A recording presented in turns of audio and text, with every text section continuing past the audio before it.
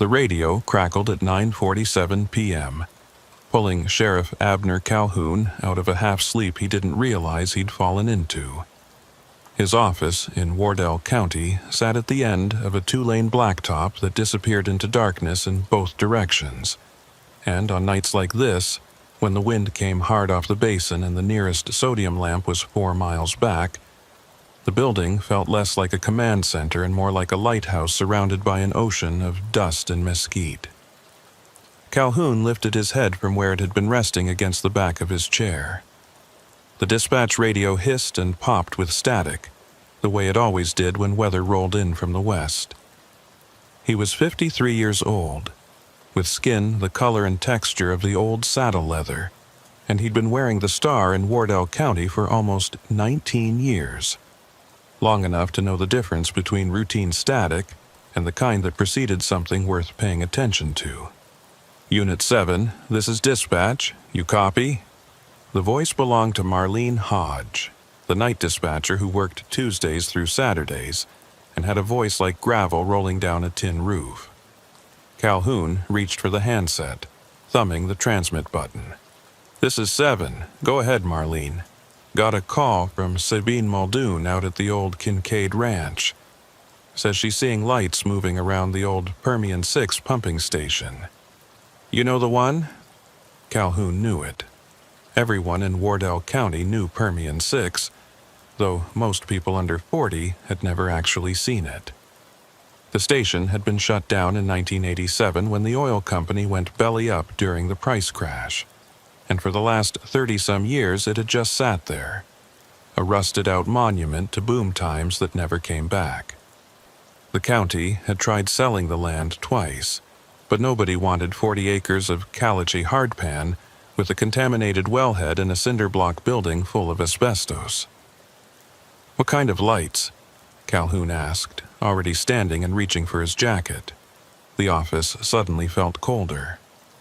She didn't say exactly, just said they were moving wrong. Her words, Sheriff, moving wrong. Calhoun paused with one arm in his jacket sleeve. Sabine Muldoon was 71 years old and had been ranching the land adjacent to Permian 6 since before Calhoun was born. She wasn't the type to call in reports about headlights or teenagers drinking beer. If Sabine said something was moving wrong, it was worth the drive. Tell her I'm on my way, ETA about 25 minutes. Copy that. And Sheriff, she sounded spooked, really spooked. The line went dead before Calhoun could respond. He stood in the middle of his office for a moment, looking at the radio as if it might offer some additional context. Then he grabbed his maglite from the desk, checked his service weapon, a Glock 22 that he'd carried for the better part of a decade, and headed for the door. The drive out to Permian 6 took him west on County Road 1190, a strip of asphalt so old and sun-cracked that it looked like alligator skin. Calhoun's cruiser, a white Dodge Charger with Wardell County Sheriff stenciled on both sides, hummed along at 60 miles per hour, its headlights cutting weak cones through the darkness. Out here, 30 miles from the nearest town, the night was absolute. No street lights, no porch lights, no glow from distant windows. Just the occasional reflective eyes of a jackrabbit caught in the high beams before it bolted into the scrub. The landscape was flat and featureless, the kind of terrain that made people from back east uncomfortable because it offered no landmarks, no sense of scale. Just endless stretches of creosote bush and prickly pear, broken up every few miles by the skeletal remains of old derricks or the low silhouette of a wind-scoured ranch house. The wind tonight was strong enough to rock the cruiser slightly as it drove, carrying with it the smell of dust and crude oil, that peculiar West Texas perfume that got into your clothes and never quite came out. Calhoun had the radio tuned to the county frequency, but it was quiet. Deputy Tolliver Greer, everyone called him Toll, was out on patrol somewhere in the southern part of the county, probably parked behind the Dairy Queen in Lenora, watching for speeders. Not that there would be many. On a Tuesday night in late October, Most folks in Wardell County were home in bed by 10 o'clock.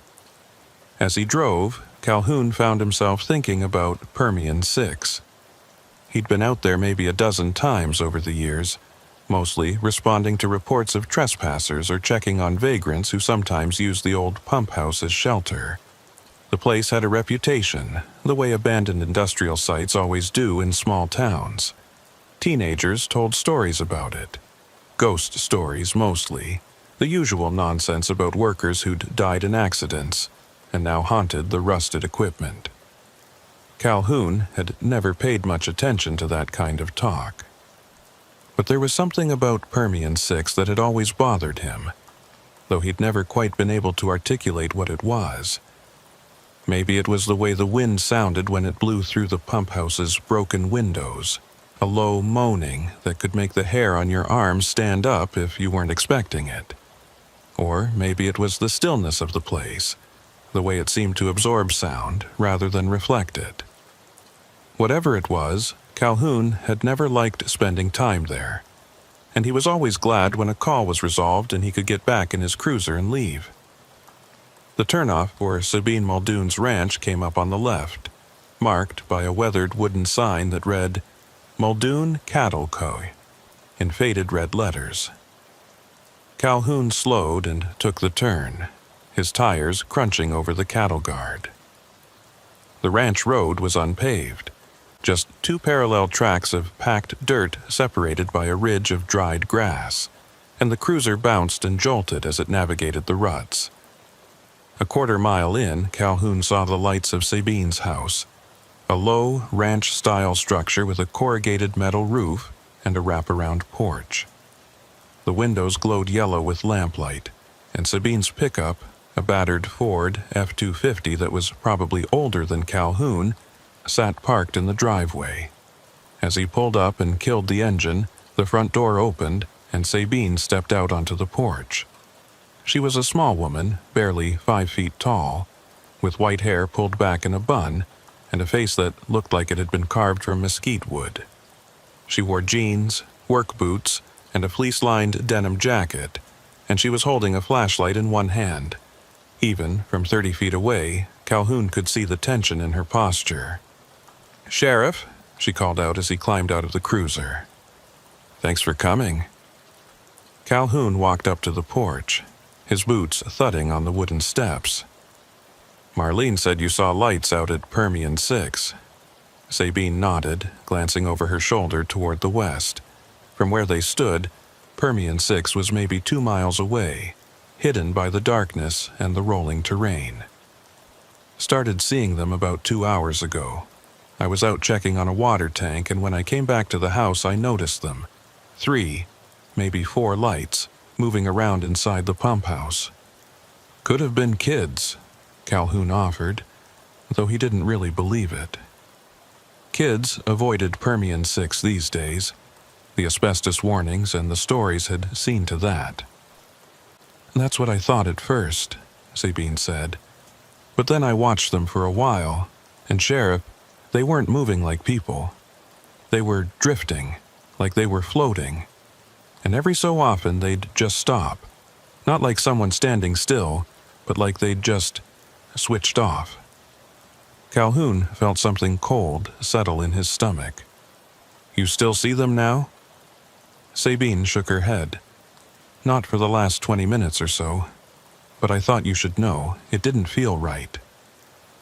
They stood there for a moment, both of them looking west toward where Permian 6 sat invisible in the darkness.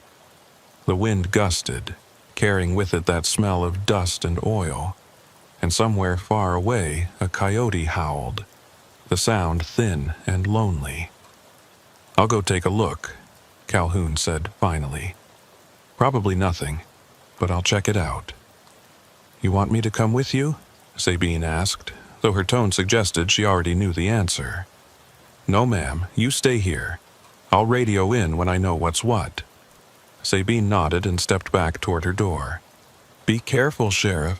I've lived out here my whole life, and I've never seen anything move the way those lights were moving." Calhoun got back in his cruiser and followed the ranch road west, away from Sabine's house.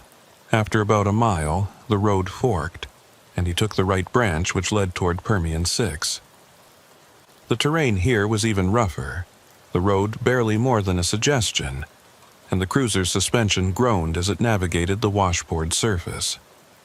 He'd driven this route maybe a dozen times before, always during the day, and he found himself wishing now that he'd come out here more recently, just to refamiliarize himself with the layout. The pump station sat in a shallow depression, surrounded by low hills on 3 sides. The access road came in from the northeast, which meant Calhoun would be approaching from above, with a view down into the site. As he crested the final rise, he killed his headlights and let the cruiser roll to a stop.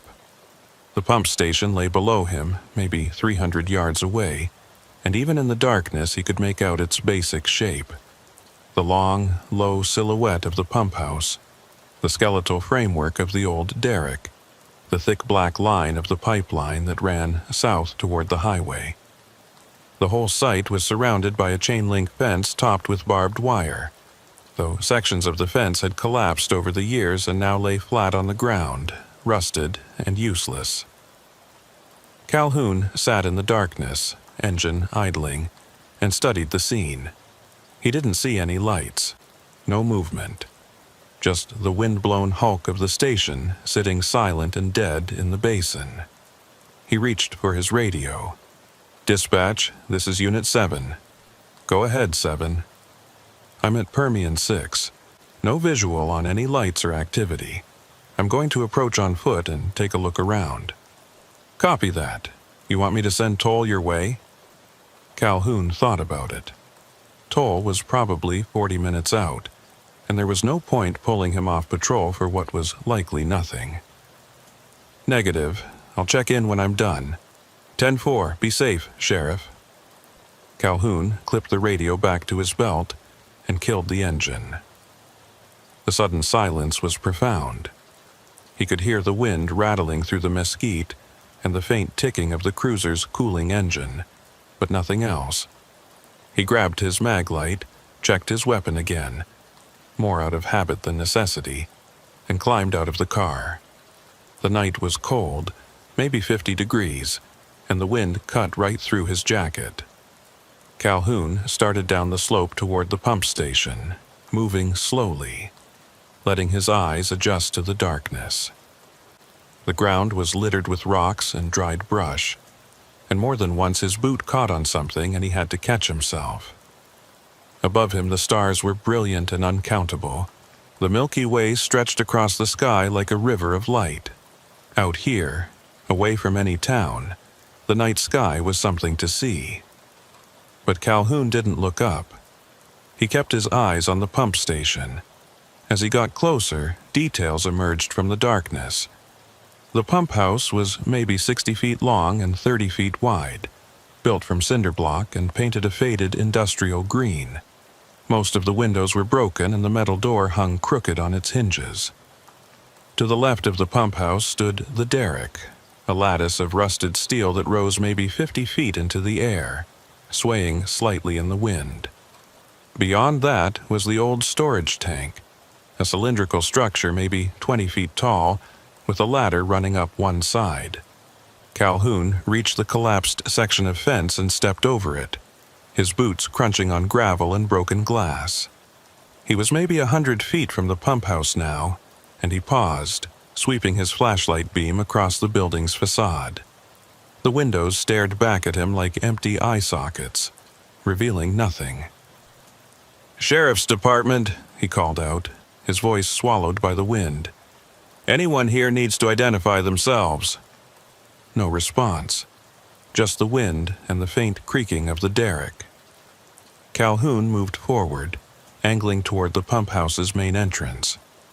As he walked, his flashlight beam picked out details: a rusted oil drum lying on its side, a coil of old chain, the skeletal remains of what might have been a workbench.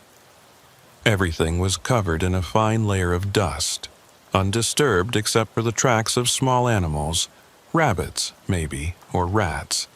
He reached the door and pulled it open. The hinges screamed in protest, the sound loud enough to make him wince.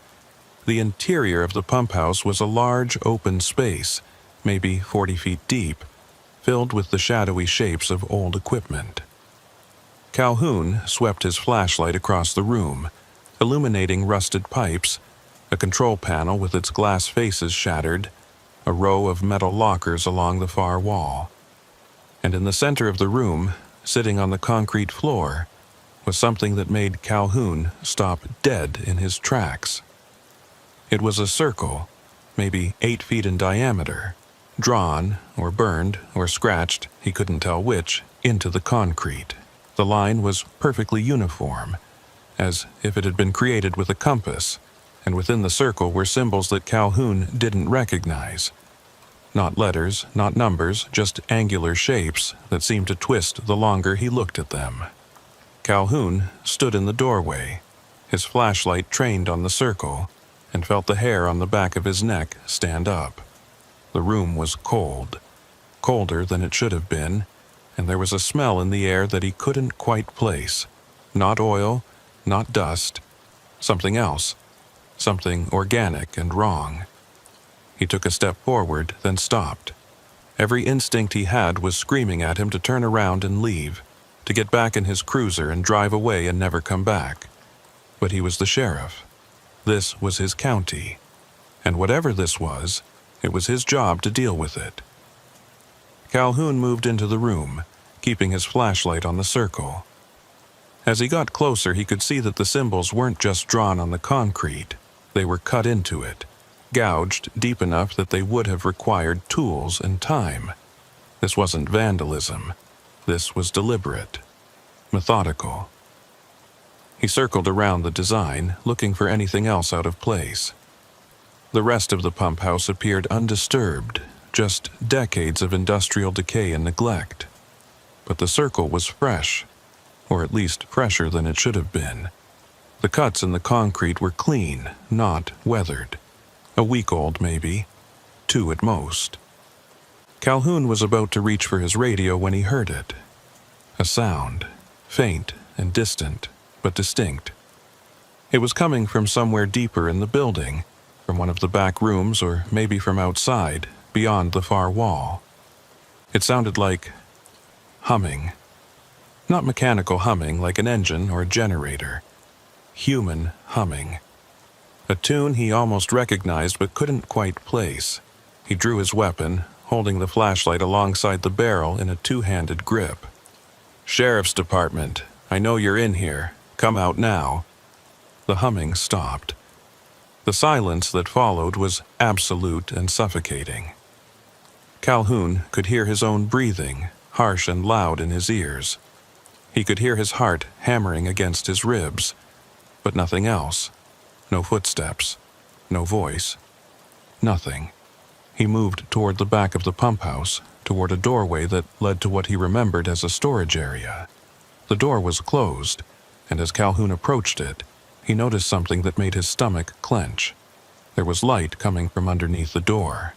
Not bright, just a faint orange glow, like candlelight or the dying embers of a fire.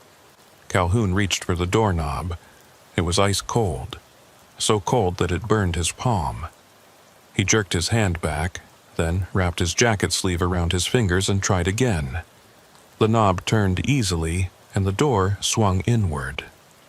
The storage room was empty, completely empty. No equipment, no furniture, nothing. Just bare concrete walls and floor.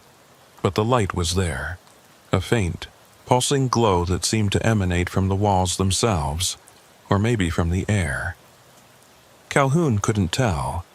It was like trying to focus on something in a dream, something that kept shifting and changing the more you looked at it. And in the center of the room, floating about 3 feet off the ground, was a radio. Not a modern radio. An old one, the kind Calhoun remembered from his childhood, with a wood grain case and a fabric speaker grill and analog dials. It was pristine, not a speck of dust on it, and it was turned on.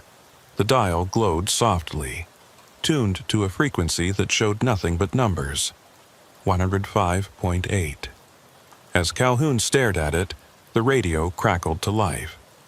At first, it was just static, the familiar white noise of empty airwaves. But then, slowly, something emerged from the static. A voice.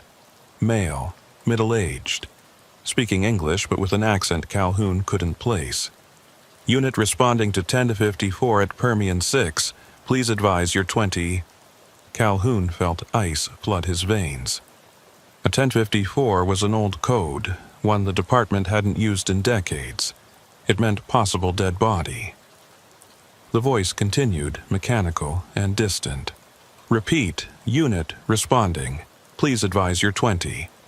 We show no GPS on your vehicle. Are you on foot? Confirm. Calhoun backed out of the room, his weapon still raised, his flashlight beam shaking.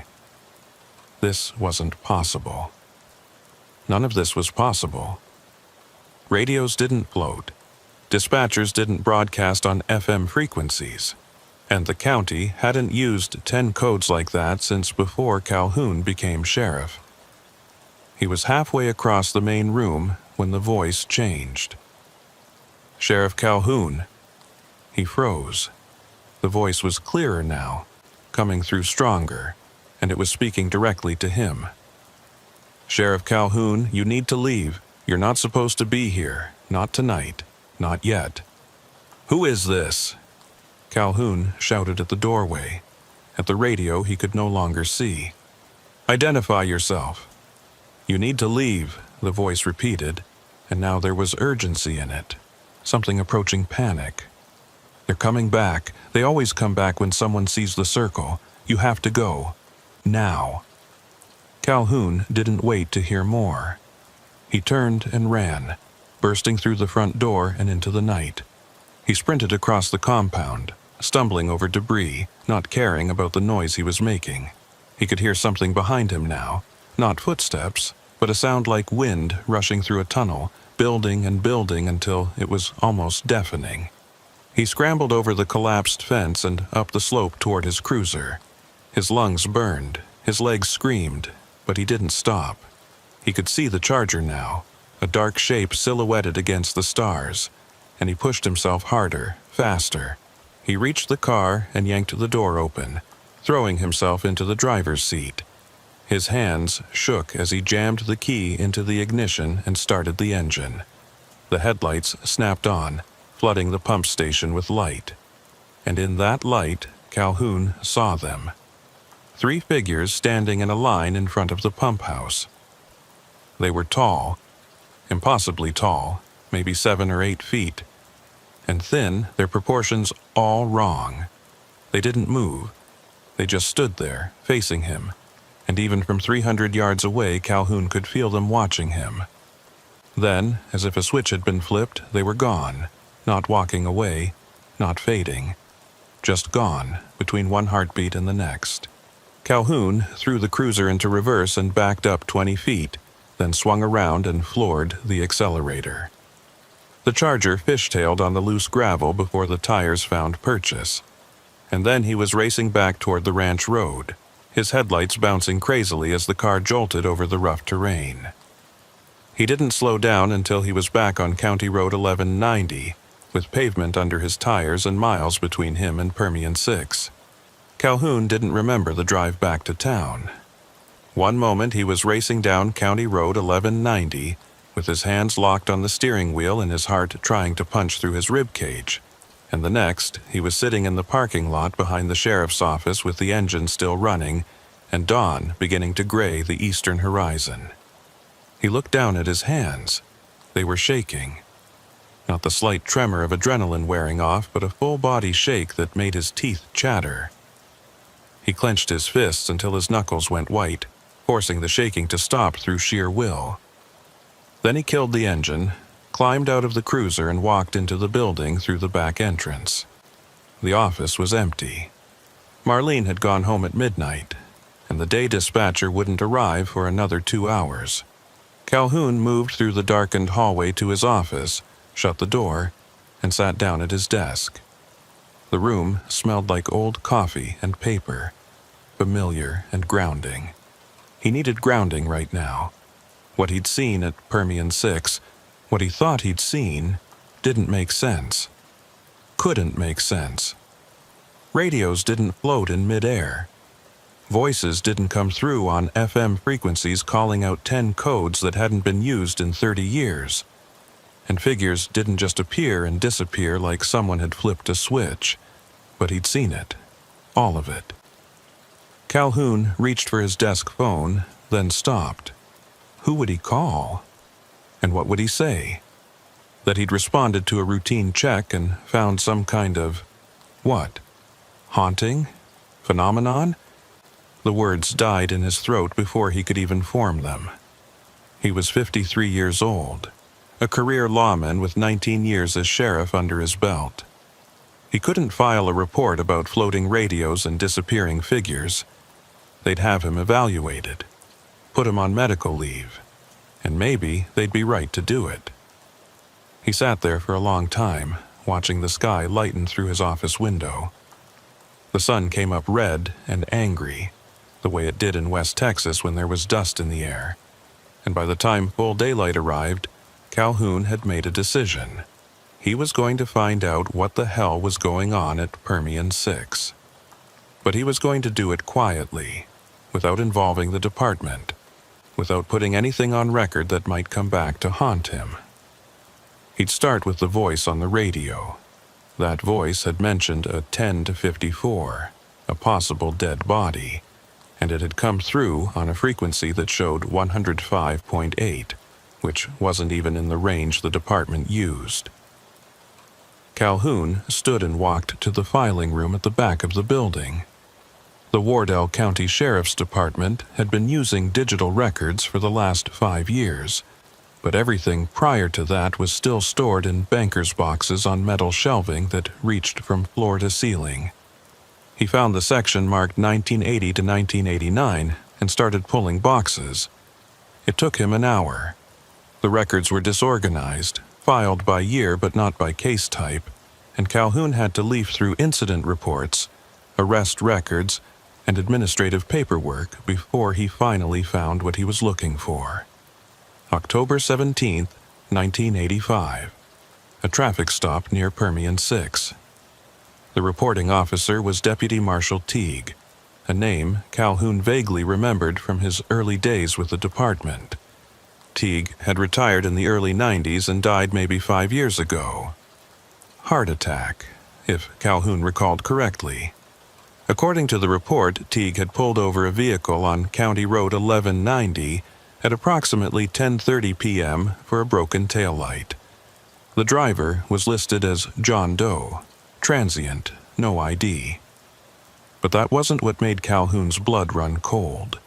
At the bottom of the report, in the section marked Disposition, someone had written in red ink, "Case suspended by order of Sheriff Vaughn, no further action." And beneath that, in different handwriting, hurried, almost illegible, someone had added, "Vehicle towed to Permian 6 compound. Driver released. Do not pursue." Calhoun read the report 3 times, then pulled out his phone and took photographs of every page. Sheriff Vaughn had been in charge of the department from 1979 until his death in 1986, when Calhoun had still been a deputy in his 20s. He'd been at Vaughn's funeral. The man had died in his sleep, a brain aneurysm, sudden and complete. But why would Vaughn suspend a routine traffic stop? And why would a towed vehicle be taken to Permian 6 instead of the impound lot? Calhoun checked the date again, October 17, 1985. The pump station had still been operational then, though barely. The oil company would shut it down less than 2 years later. He tried to remember if there had been any talk about the place back then, any incidents or complaints, but his memory came up empty. In 1985, he'd been working patrol in the eastern part of the county, rarely venturing out toward the basin. He was about to put the file back when something fell out from between the pages. A photograph, old and faded, printed on the kind of photo paper they'd used before everything went digital. It showed a vehicle, a sedan, dark-colored, maybe a Buick or an Oldsmobile, parked in front of the Permian 6 pump house.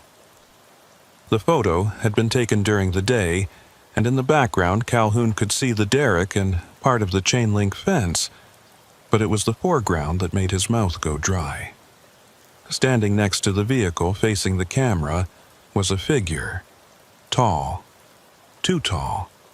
Maybe 7 feet, with proportions that were just slightly wrong. Arms too long and torso too narrow. The image was grainy and overexposed, but Calhoun could see enough to know that this was the same kind of figure he'd seen last night. He flipped the photo over. On the back, in pencil, someone had written, 10/17/85, evidence photo, M. Teague. Calhoun sat down hard in his chair, the photograph clutched in his hand. This wasn't new. Whatever was happening at Permian 6, it had been happening for at least 38 years. And someone, Sheriff Vaughn, maybe others, had known about it and buried it. By 8 o'clock, the office was filling up with the day shift. Calhoun heard voices in the hallway, the coffee maker gurgling to life in the break room, the familiar rhythms of a small-town sheriff's department starting its day. He should have been out there with them, but instead he sat at his desk with the door closed, staring at a photograph that shouldn't exist. There was a knock on his door. Before Calhoun could respond, it opened, and Deputy Tolliver Greer stuck his head in. Toll was 32, tall and raw-boned, with a sunburned face and pale blue eyes that missed very little. He'd been with the department for 6 years, and Calhoun trusted him more than anyone else on the force. "Morning, Sheriff," Toll said. "You okay? You look like you've been rode hard and put away wet." Calhoun managed something that might have been a smile. "Rough night. Got called out to Permian 6 around 10. Toll's expression shifted slightly. "Permian 6? What for?" "Sabine Muldoon saw lights moving around out there. Thought it might be trespassers." Calhoun paused, choosing his words carefully. Turned out to be nothing, probably just headlights reflecting off the equipment. It was a lie, and he could see that Toll knew it was a lie, but the deputy didn't press. Instead, he stepped into the office and closed the door behind him. "Sheriff, I've been meaning to ask you something. It's probably nothing, but go ahead." "Last month, I had to respond to a vandalism call out near the old Texaco station on Highway 176. You know, the one that's been closed since forever?" Toll waited for Calhoun's nod before continuing. "When I got there, I found somebody'd been spray painting on the walls. Usual stuff, gang tags, dirty words. But there was one thing that stood out. Someone had painted a circle on the floor inside the garage bay. Big one, maybe 10 feet across. And inside the circle were these symbols. Weird-looking things, angular." Calhoun felt his pulse quicken. "What'd you do with it?" "Nothing much I could do. No witnesses, no suspects. I took some photos for the file and had the owner clean it up. But here's the thing. I went back there last week to follow up, and the owner said the circle had reappeared. He'd painted over it, covered the whole floor with fresh concrete, and 3 days later it was back. Same size, same symbols, like it had burned through the concrete from underneath." "You get photos of that too?" "Yeah." Toll pulled out his phone, swiped through a few screens, and handed it to Calhoun. "I was going to write it up as a report today, but honestly, I don't even know what category to file it under." Calhoun looked at the photograph on Toll's phone. The circle was there, just as described, with symbols inside that were angular and wrong. The same symbols he'd seen last night at Permian 6. His hand tightened on the phone. "Where exactly is this Texaco station?" "About 12 miles south of Permian 6, right where Highway 176 intersects with County Road 1190. Toll paused. "Why? You think there's a connection?" Calhoun didn't answer immediately. He was thinking about the map of Wardell County, the way the roads connected, the distances between locations. Permian 6 to the Texaco station was 12 miles. A straight line, more or less. And if there were circles at both locations, then maybe there were more. Maybe there was a pattern. "I need you to do something for me," Calhoun said, handing the phone back. "And I need you to keep it quiet." Toll's expression turned serious. "What kind of quiet are we talking about?" "The kind where it doesn't go in any official report. The kind where it stays between you and me until I say otherwise." The deputy studied him for a long moment, then nodded. "All right, what do you need?" "I need you to pull every abandoned property file we have for the western half of the county. Industrial sites, closed businesses, foreclosed ranches, anything that's been sitting empty for more than 10 years. And I need you to mark them on a map." "Looking for something specific?" "Yeah." Calhoun stood and walked to the window, looking out at the morning sun beating down on the parking lot. "I'm looking for a pattern." It took Toll most of the day to compile the information, working between calls and his regular patrol duties. By 4 o'clock, he had a county map spread out on Calhoun's desk with 12 locations marked in red. Permian 6, the Texaco station, an old cotton gin north of Lenora, a abandoned ranch house near the county line, a closed-down meat packing plant, 8 more scattered across the western quarter of Wardell County. Calhoun stared at the map, his coffee going cold in his hand. The locations didn't form an obvious pattern. No straight lines, no perfect geometric shapes. But there was something there, something just at the edge of his perception, like trying to see a constellation in a sky full of stars. "What are we looking at?" Toll asked quietly. "I don't know yet." Calhoun traced his finger across the map, connecting Permian 6 to the Texaco station, then to the cotton gin, then to the ranch house. "But I think we need to check these locations, all of them." "Looking for what? More circles?" "Maybe. Or maybe something else, evidence of activity."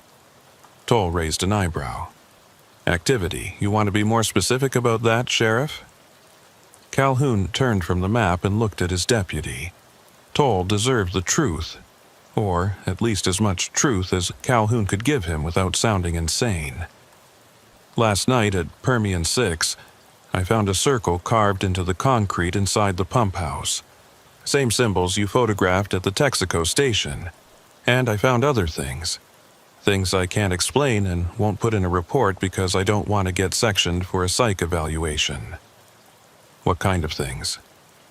"The kind that make you question what you saw. The kind that make you want to drive as far from here as possible and never look back." Calhoun picked up the photograph he'd found in the old case file and handed it to Toll. "This was taken in 1985 at Permian 6. It was buried in a suspended case file. I need you to tell me what you see in this picture." Toll studied the photograph for a long time, his expression unreadable. When he finally looked up, his face had gone pale. "That's not human." "No, it's not." "Jesus Christ, Sheriff, what is this?" "I don't know, but it's been here for at least 38 years, probably longer. And whatever it is, it's connected to these abandoned sites." Calhoun tapped the map. "We're going to visit every single one of these locations. We're going to document what we find. And then we're going to figure out what the hell is happening in my county." Toll set the photograph down carefully as if it might shatter. "When do we start?" "Tonight, after dark. Whatever this is, it seems to be more active at night. And if we find something, what then?" Calhoun looked back at the map, at the red marks scattered across the western quarter of Wardell County like drops of blood on pale skin. "Then we figure out how to stop it." They left the office at 9 p.m., taking Calhoun's personal truck instead of a department vehicle. The truck was a 10-year-old Ford F-150, navy blue. with a toolbox in the bed and a rifle rack in the rear window. Anonymous, unremarkable. The kind of vehicle that wouldn't draw attention even if someone did happen to see it. Their first stop was the old cotton gin north of Lenora, a massive structure of corrugated metal and rotting wood that had processed cotton from local farms until the early 90s. The building sat at the end of a long dirt road, surrounded by fields that had gone fallow and reverted to scrub grass and mesquite. Calhoun parked the truck about 100 yards away and they approached on foot, each carrying a flashlight and their service weapons. The front doors had been chained shut, but one of the loading dock bays was open, the rolling door frozen halfway up on rusted tracks. They ducked underneath and entered the building. The interior was vast and shadowy, filled with the skeletons of old machinery, conveyor belts, ginning equipment, sorting tables. Everything was covered in a thick layer of dust and bird droppings, and the air smelled like rot and mildew. Their footsteps echoed in the empty space as they moved deeper into the building, their flashlight beams cutting weak paths through the darkness. "What are we looking for?" Toll asked, his voice hushed. "Anything out of place. Anything that shouldn't be here." They found it in what had once been the foreman's office, a small room at the back of the building with a metal desk and a filing cabinet. The desk and cabinet had been pushed aside, shoved against the walls, and in the center of the room was a circle. It was smaller than the ones at Permian 6 and the Texaco station, maybe 5 feet in diameter, but the symbols inside were identical, and unlike those other circles, this one looked recent. Fresh. "Sheriff," Toll said quietly, "look at this." He was pointing at the wall behind where the desk had been. Someone had written on the concrete in what looked like chalk, 10/17/85, open door, they came through. Calhoun felt ice water flood his veins. October 17th, 1985, the same date as the suspended traffic stop, the same date as the photograph. "There's more," Toll said, moving his flashlight beam along the wall. More chalk writing covered the surface, line after line of cramped, hurried script. Vaughn knew. Vaughn made a deal. They take what they want. We look away. 38 years. How many gone? How many taken? And at the bottom, in larger letters, the circle opens again when the wind comes from the west. Calhoun read the words twice, his mind racing. A deal. Sheriff Vaughn had made a deal with something that came through circles and took people, and whatever that deal had been, it had held for 38 years. Until now. "Sheriff," Toll said, and there was an edge to his voice that made Calhoun turn. "We're not alone." Calhoun followed his deputy's gaze. Through the open door of the office, out in the main processing area, something was moving. Not walking. Gliding, the way those figures had moved at Permian 6. 3 of them, tall and impossibly thin, drifting between the old machinery like smoke. "Back door," Calhoun whispered. "Now." They moved quickly but carefully, backing out of the office and toward the rear exit they'd spotted on their way in. The figures didn't pursue, didn't even seem to notice them. They just continued their strange, purposeless movement through the building, appearing and disappearing behind equipment like fish in murky water. Calhoun and Toll made it outside and ran for the truck. They didn't speak until they were back on the highway, putting distance between themselves and the cotton gin. "What the hell were those things?" Toll finally asked, his knuckles white on the dashboard. "I don't know, but I think they've been here a long time, and I think Sheriff Vaughn knew about them." The writing said he made a deal. Yeah. Calhoun stared at the road ahead, his headlights cutting through the darkness. Yeah, it did. "What kind of deal would you make with something like that?" Calhoun didn't answer. because he was afraid he already knew. You'd make the kind of deal where you looked the other way, where you suspended case files and buried evidence and let things happen that shouldn't happen, where you traded other people's safety for your own, for the county's, for some twisted version of peace. And now, 38 years later, that deal was coming undone. They hit 3 more locations that night. An abandoned ranch house where they found another circle and more chalk writing. A closed-down meat packing plant where the circle was painted on the floor in something dark that might have been blood. And finally, just before dawn, the old Texaco station where Toll had first spotted the phenomenon. At each location, they found the same things: circles, symbols, and evidence of the figures, strange scuff marks on floors, handprints too large and shaped wrong pressed into dust, the lingering smell of ozone and something else, something organic and unpleasant. By the time the sun came up, Calhoun had photographed everything and taken detailed notes. He had enough evidence to prove that something was happening in Wardell County, something that had been happening for decades, but he still didn't know what it was or how to stop it. They were sitting in the truck parked behind an old grain elevator as the sky lightened when Toll spoke up. That date, October 17th, 1985. You think that's when it started? I think that's when the deal was made. But it probably started before that. Could have been going on for years, decades even, before Vaughn decided to do something about it. Do something, Toll repeated. You mean make it worse? Maybe he didn't see it that way. Maybe he thought he was protecting people, keeping something contained. Calhoun rubbed his eyes, exhaustion settling into his bones. But whatever he did, it's not holding anymore. The circles are appearing more frequently. The figures are more active. Something's changing. So, what do we do? Calhoun looked at his deputy, at the fear and determination in equal measure on Toll's face. He thought about Sheriff Vaughn, about the choices he'd made and the secrets he'd kept, about the weight of a badge and what it meant to protect people even when you didn't understand what you were protecting them from.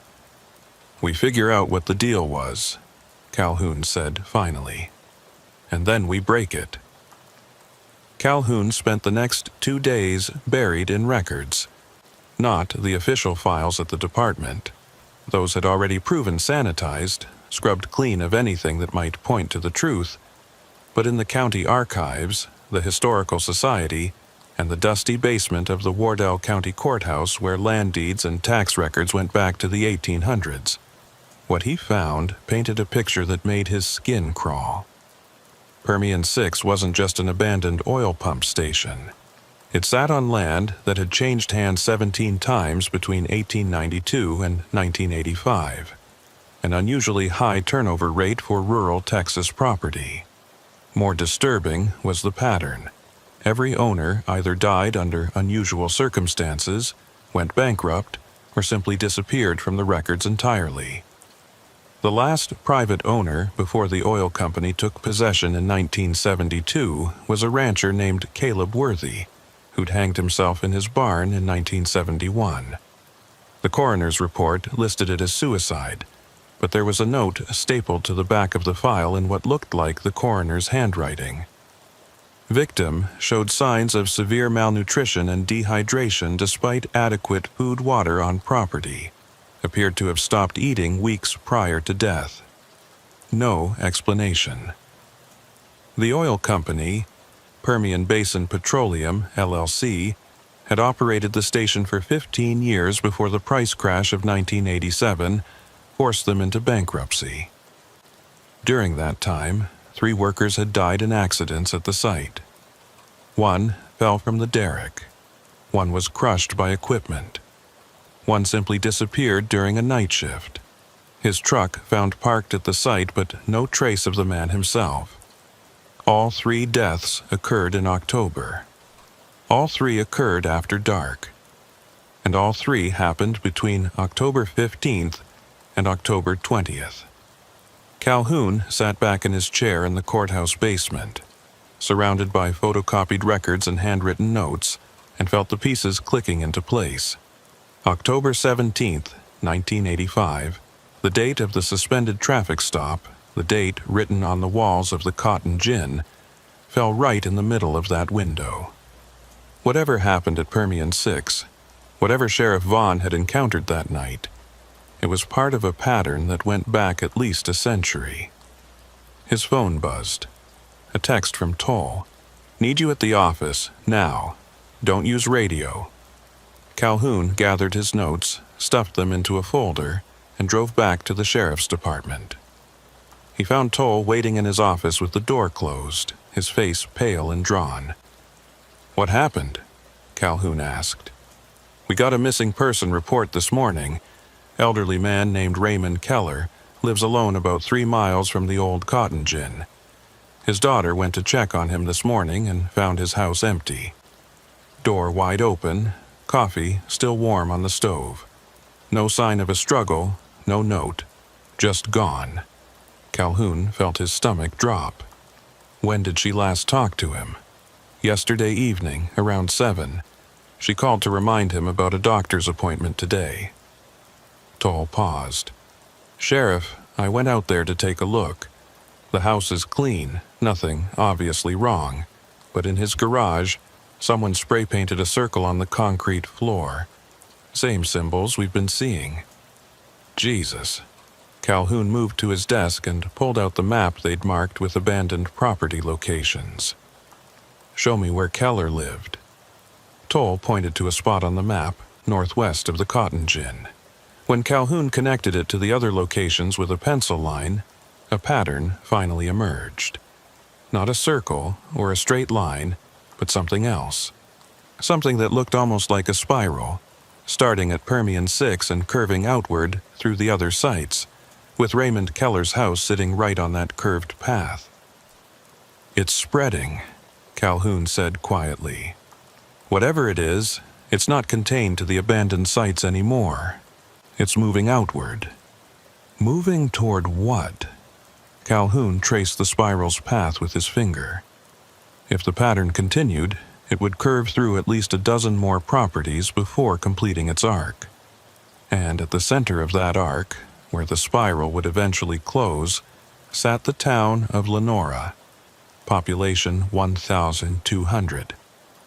"It's heading for population centers," he said, starting with isolated targets and working its way inward. Toll stared at the map. "How long do we have?" "I don't know. But if Raymond Keller was taken last night and the pattern holds, there'll be another disappearance within the next few days, probably someone living along this line." Calhoun drew his finger along the spiral's next curve. "We need to warn people." Warn them about what? That there are circles appearing on their property, and if they see one, they might vanish? They'll think we've lost our minds. Then we don't tell them everything. We tell them there's a safety concern in the area, recommend they stay with family or friends for a few days while we investigate. Calhoun stood and grabbed his jacket. "Start making a list of every occupied property within a mile of this line. I'll call the state police and request additional patrols." And then what? Calhoun looked at his deputy, at the fear and determination in his eyes, and made a decision that would either save lives or end his career. "Then we go back to Permian 6. Tonight. And we end this." They left at town just after sunset, taking Calhoun's truck and bringing more equipment this time. Flashlights, road flares, a digital camera, and Toll's personal shotgun loaded with buckshot. Calhoun didn't think the shotgun would do any good against the figures they'd seen. You couldn't shoot something that appeared and disappeared at will. But it made Toll feel better, and that was worth something.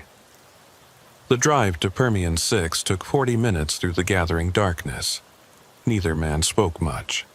They both knew what they were doing was probably foolish, possibly dangerous, and definitely outside any reasonable interpretation of their duties as law enforcement. But they also knew that whatever was happening in Wardell County, It had been allowed to fester for 38 years because good men had looked the other way. Calhoun wasn't going to make the same mistake. They parked on the rise above the pump station, in the same spot where Calhoun had stopped on his first visit. The compound lay below them in the twilight, the pump house and derrick casting long shadows across the ground. Nothing moved, no lights, no sounds except the wind. "What's the plan?" Toll asked as they climbed out of the truck.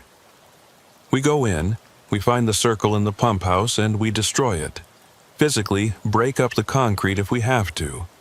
Remove whatever's letting these things through. You think that'll work?" "I think it's the only play we have." Calhoun checked his weapon, then started down the slope. "Stay close. If you see those figures, don't try to engage. We're not here to fight. We're here to close a door." They crossed the collapsed fence and approached the pump house. The front door hung open, just as Calhoun had left it. He swept his flashlight across the interior before entering. The circle was still there in the center of the room, the symbols carved deep into the concrete. But something was different. The air inside the building felt charged, electric, like the atmosphere before a thunderstorm. "Sheriff," Toll said quietly, "you hear that?" Calhoun went still and listened. At first, he heard nothing but the wind outside. Then, faintly, he picked it up. A sound like humming. Not mechanical, but not quite human either. It was coming from deeper in the building, from the storage room where he'd seen the floating radio. "Come on," Calhoun said, moving toward the back of the pump house.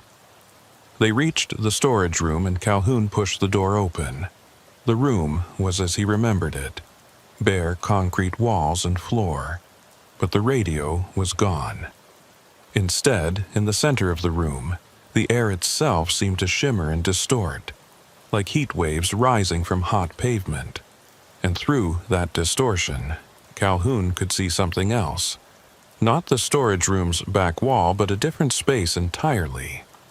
Dark, vast, filled with shapes that moved with that same wrong, gliding motion he'd seen before. "Holy God," Toll whispered. "What is that?" "It's what they come through," Calhoun said. "It's the door." The humming sound grew louder, and the distortion began to expand, spreading across the room like water soaking into fabric. Calhoun could feel it pulling at him, a gentle but insistent tug that made him want to step forward, to move closer, to see what lay beyond that impossible threshold. He forced himself to back away. "We need to break the circle, now." They ran back to the main room. Toll swung his shotgun like a club, smashing the butt against the concrete inside the circle. The impact jarred his hands and arms, but the concrete didn't crack. He tried again, harder, and again nothing. The symbols seemed to absorb the force, spreading it out across the surface. "It's not working," Toll said, his voice tight with panic. Calhoun looked around the pump house searching for something, anything they could use. His eyes fell on a pile of debris in the corner. Old pipes, rusted metal, pieces of broken equipment. He grabbed a length of steel pipe about 4 feet long and heavy enough to serve as a pry bar. "Move," he told Toll, then drove the pipe into the concrete at the circle's edge. The pipe skated off the surface. He tried again, angling it differently, putting his full weight behind it. This time, he felt something give. A hairline crack appeared in the concrete running from the circle's edge toward its center. The humming sound from the storage room suddenly rose in pitch, becoming almost a shriek.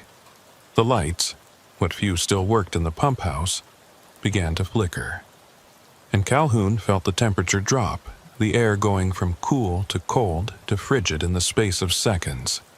"Keep going," Toll said, grabbing another piece of pipe and joining Calhoun's efforts.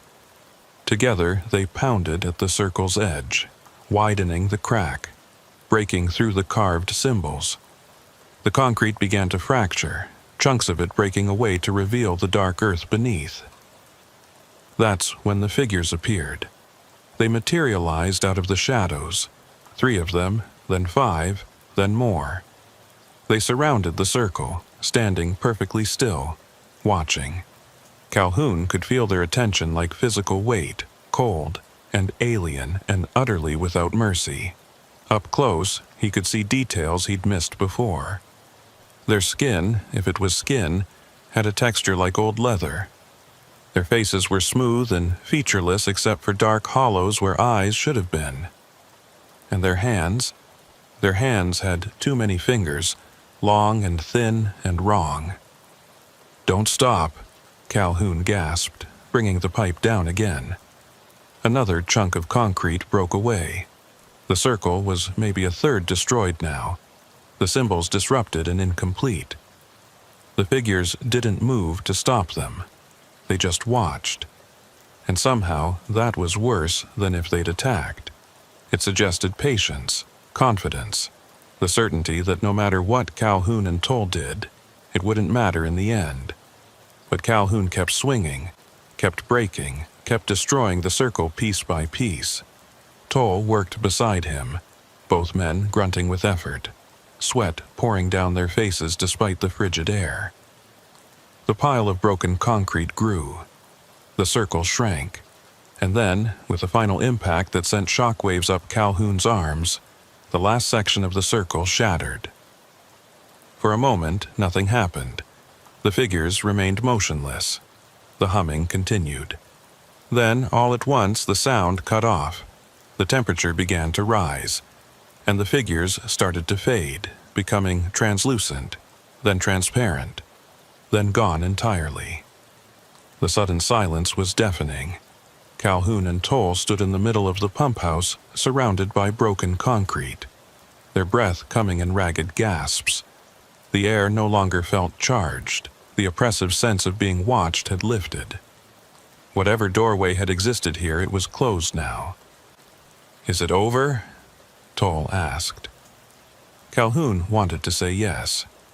He wanted to believe that breaking one circle would be enough. But he remembered the map, the spiral pattern, the other sites scattered across the county. "This one's closed," he said. "But there are more, a lot more. Then we close them all." "Yeah." Calhoun looked at his deputy, saw the determination there, and felt something like pride. "Yeah, we do." They were turning to leave when Calhoun noticed something in the rubble. A piece of paper, yellowed and brittle, that had been buried beneath the concrete. He picked it up carefully and unfolded it. It was a handwritten note, dated October 17th, 1985. "To whoever finds this, I made a choice tonight. A terrible choice. They came through the circle during a traffic stop, took the driver before I could stop them. Said they'd been feeding here for decades, taking 1 or 2 when the season was right. Said they'd take more, as many as they wanted, unless I gave them permission to continue on their terms. 1 person every October. In exchange, they'd leave the rest alone. I gave them what they wanted. God forgive me, I gave them what they wanted. I thought I was saving lives, protecting the county. Now I don't know. I don't know if I made a deal or just taught them we'd let them take whatever they wanted if they scared us enough. If you're reading this, it means the deal has broken. They're taking more again. You need to destroy all the circles, every last one. It's the only way to close the doors completely. Sheriff Horace Vaughn. Calhoun read the note twice, then folded it carefully and put it in his pocket. Vaughn had known, had understood what he was doing, and had done it anyway, trading 1 life a year for the illusion of safety. "What's it say?" Toll asked. "It says we have work to do." They spent the next 3 hours hitting every site they'd marked on the map. The cotton gin, the Texaco station, the abandoned ranch house, the meat packing plant. At each location they found circles and destroyed them, breaking through concrete and tile and packed earth until the symbols were obliterated and the carved lines rendered meaningless. At some sites, they saw the figures. At others, the locations were empty, already abandoned by whatever had been using them. But at every site, once the circles were broken, the air changed. The oppressive weight lifted. The sense of wrongness faded. By 3 a.m, they'd cleared 11 of the 12 marked locations. Only one remained, a small abandoned church on County Road 1205, about 5 miles from Lenora. According to the land records Calhoun had pulled, the church had been deconsecrated in 1984 after the congregation disbanded. The building had sat empty ever since. They pulled up to the church as the first hint of dawn grayed the eastern sky. It was a simple structure, white clapboard with a small steeple and boarded-up windows. The front doors were chained shut, but one of the side windows had been broken out, providing easy access. Calhoun and Toll climbed through the window into what had once been the sanctuary. Pews still stood in crooked rows, covered in dust and bird droppings. The altar at the front was bare except for a rusted cross lying on its side. And in the center of the floor, right where the aisle split the pews, was the largest circle they'd seen yet. Maybe 15 feet in diameter, with symbols so densely packed that they seemed to writhe and shift in the beam of Calhoun's flashlight. "This is the main one," Calhoun said quietly. "This is where it started." They approached the circle carefully. Unlike the others, this one hadn't been carved or painted. The symbols appeared to be burned into the wood floor, blackened and deep, as if someone had pressed white-hot brands against the planks. And at the circle's center was something that made Calhoun's blood run cold. A photograph, old and faded, showing a man in a sheriff's uniform. Sheriff Vaughn, younger than Calhoun remembered him, standing in front of this very church. And on the back of the photograph, written in the same hand as the note they'd found at Permian 6, October 17th, 1985, the night I sold my soul. "Sheriff," Toll said, his voice tight, "we're not alone." Calhoun looked up. The church was filled with them now. Dozens of the figures standing between the pews, lining the walls, crowding the space around the altar. More than he'd seen at all the other sites combined. They stood in perfect silence, watching with those hollow, eyeless faces. And at the front of the church, standing on the altar, was something different. Larger, more solid. It wore the rough approximation of a man's form, but there was an authority to it, a presence that the others lacked. A leader, or something worse. When it spoke, the voice filled the church, seeming to come from everywhere and nowhere at once. "You have broken our passages, destroyed our marks, ended the agreement." Calhoun raised his weapon, knowing it was useless but needing something to hold on to. The agreement was made under duress. It's over. The agreement was made freely. Your predecessor understood the alternative. You take one, or we take many. That was the bargain. "No bargain," Calhoun said. "Not anymore." The figure tilted its head, the motion eerily bird-like. "Then we will take what we want. Starting with your town, your people. We have been patient. We have been restrained. No longer." Toll raised his shotgun. "Like hell you will." "One question," Calhoun said quickly, before violence could erupt. "Why here? Why this county? Why any of this?" The figure was silent for a long moment. Then, "This place is thin. The barriers between are weak. We have always been here, in the spaces behind, feeding when we can. Your people built over our paths, sealed them with symbols and prayers and fear. But fear fades. Prayers go unanswered, and symbols can be redrawn to open what was closed. Then we'll close them again, and again, as many times as it takes. You cannot, You are one man. We are legion. We are patient. We are eternal. Calhoun looked at the circle, at the dense pack of symbols, at the photograph of Vaughn lying at its center. He thought about the choice Vaughn had made, the terrible calculus of trading one life for many. And he thought about Raymond Keller, about the 3 oil workers, about Caleb Worthy and all the others who disappeared over the decades, taken by things that lived in the spaces behind and fed on human fear. Maybe I can't stop you forever, Calhoun said, but I can stop you today. He stepped forward, planted his boot in the center of the circle, and brought the steel pipe down with all his strength. The floor splintered with a sound like a gunshot.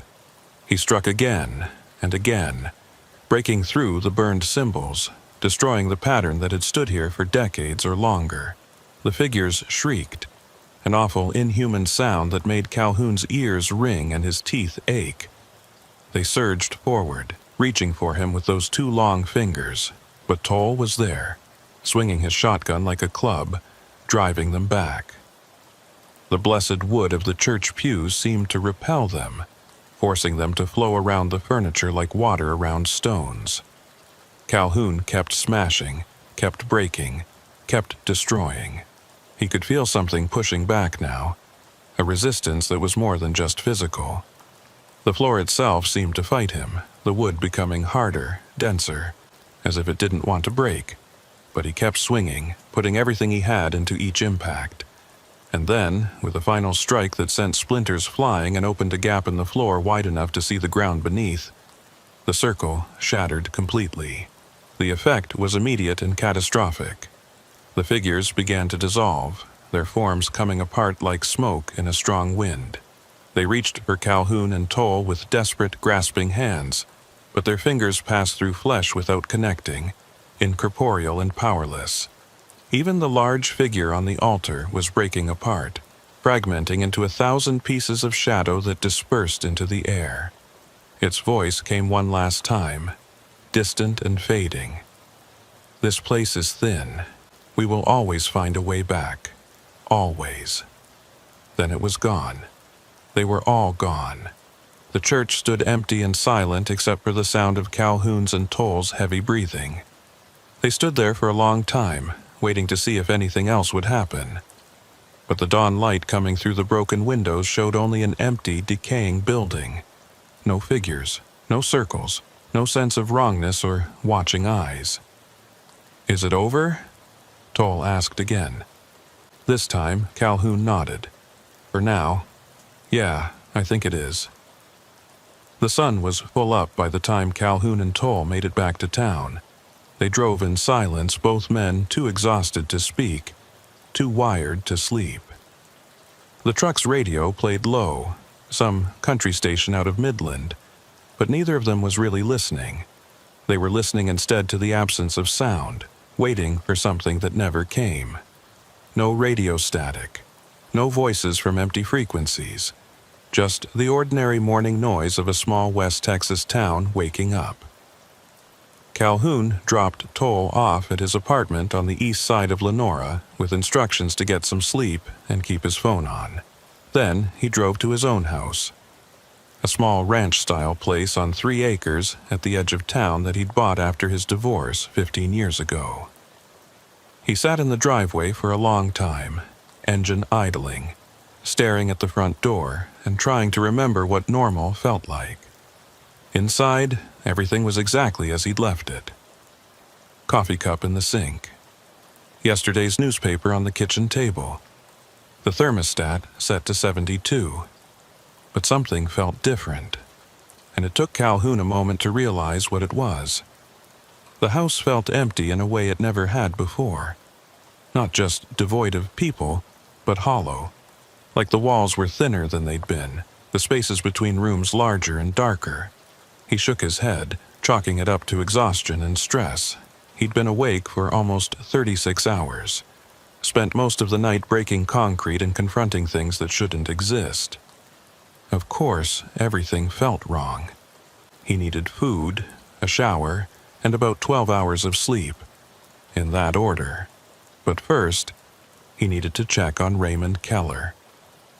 The Keller house sat at the end of a dirt road that wound through mesquite and prickly pear for about 2 miles before dead-ending at a weathered single story with a sagging porch and a detached garage.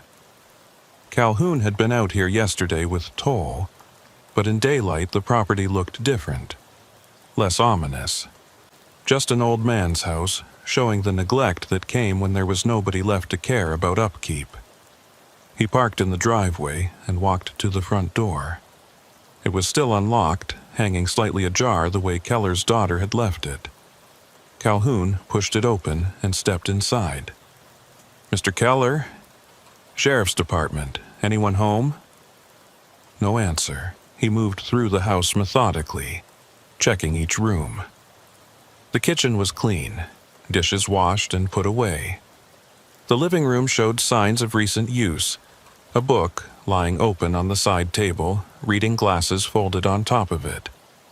The bedroom was made up military tight, the kind of precision that spoke to old habits dying hard. In the garage, the circle was still there, spray-painted in that same angular script they'd seen at all the other sites. But something was different. Calhoun crouched down and ran his hand across the concrete. The paint was dry but recent, maybe a day old. And in the center of the circle, barely visible unless you were looking for it, was a darker stain. Rust brown. The size and shape of a man lying on his back. Calhoun stood quickly, his hand dropping to his weapon. He scanned the garage. Old tools, a workbench, cardboard boxes stacked against the far wall, but saw nothing out of place.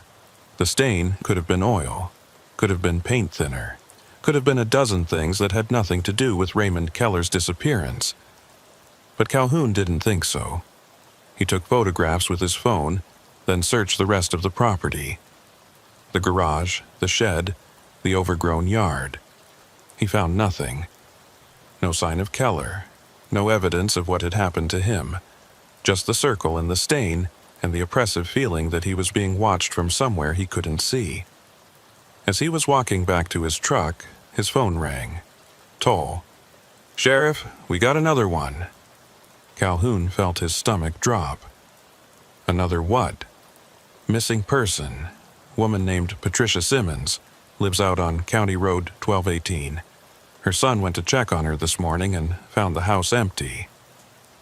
Same as Keller, door open, coffee on the stove, no sign of struggle. Any circles? I'm heading out there now. I'll let you know. Calhoun looked back at the Keller house, at its dark windows and sagging porch. They'd broken all the circles, destroyed every site they'd found. So why were people still disappearing? "I'll meet you there," he said, and climbed into his truck.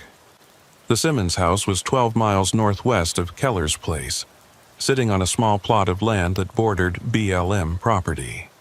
It was newer than Keller's, a manufactured home with vinyl siding and a gravel driveway. Toll's cruiser was already parked out front when Calhoun arrived, along with a silver Honda that probably belonged to the son. He found them in the backyard. Toll, and a heavy-set man in his 40s who was pacing back and forth and talking in rapid, panicked bursts. "I called her last night around 8. She was fine, said she was going to watch her programs and go to bed. And then this morning, I come by to take her to her doctor's appointment, and the door's just hanging open, and she's gone. Mr. Simmons," Calhoun said gently. "I'm Sheriff Calhoun. I need you to take a breath and tell me when you last saw your mother in person."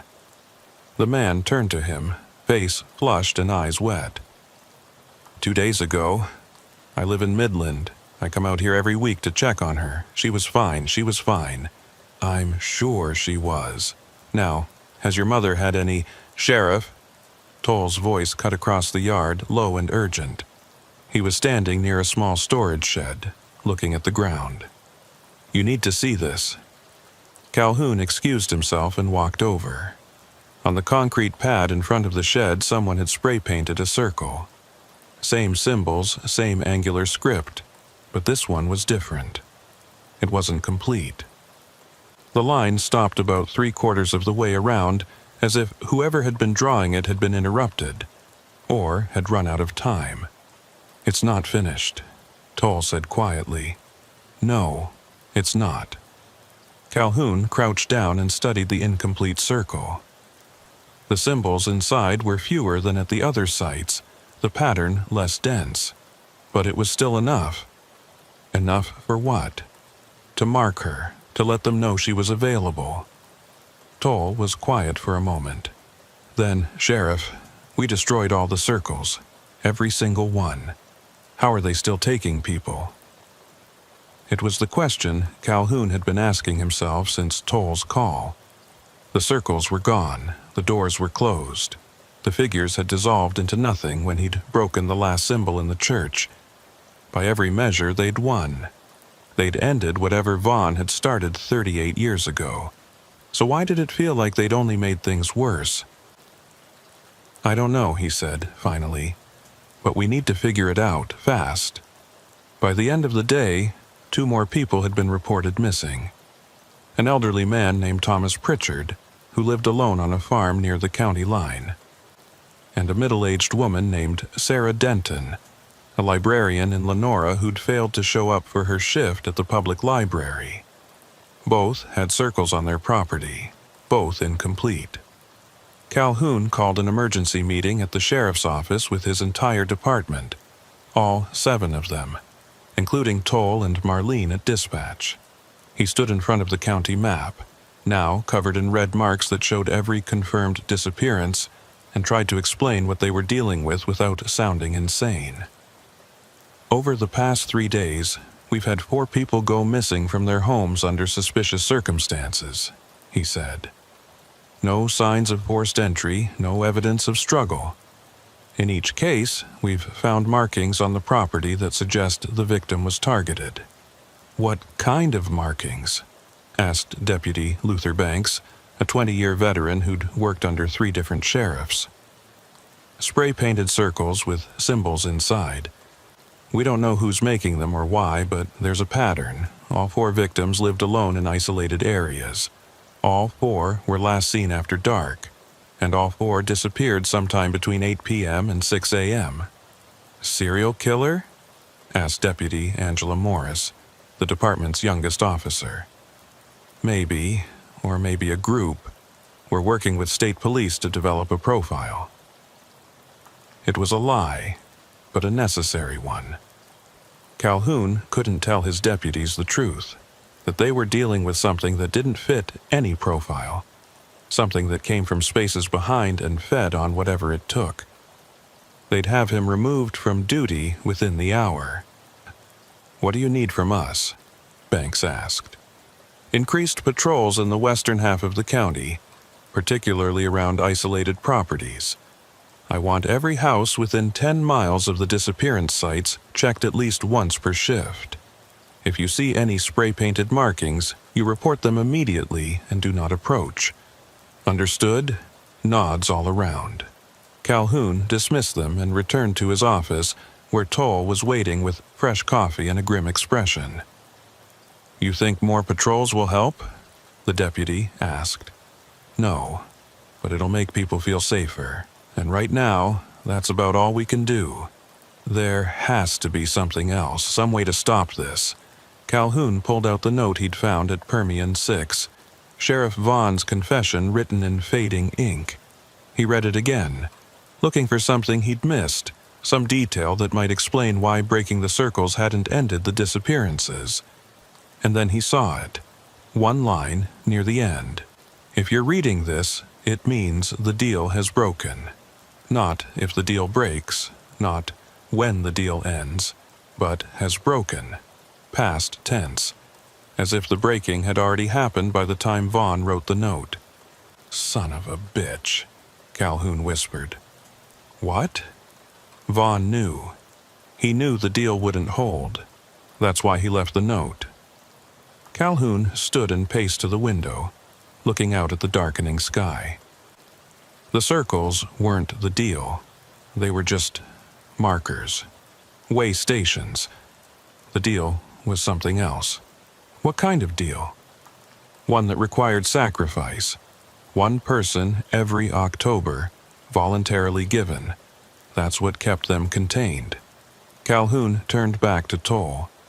But we broke the circles, destroyed the markers, and now they're taking whoever they want, however many they want, because there's nothing left to restrain them. The implications hung in the air between them. They hadn't ended the threat. They'd unleashed it. "So, what do we do?" Toll asked quietly. Calhoun looked at the map, at the red marks spreading across Wardell County like a rash. 4 people gone in 3 days. How many more would disappear before they figured out how to stop it? How many more before the things from the spaces behind decided to move on from isolated farmhouses and start taking people from town? "We go back to the source," he said. "Back to where it started. And we find out what Vaughn really did that night in 1985. They returned to Permian 6 as the last light was draining from the western sky. The pump station looked the same as always, rusted, abandoned, forgotten. But Calhoun could feel the difference now.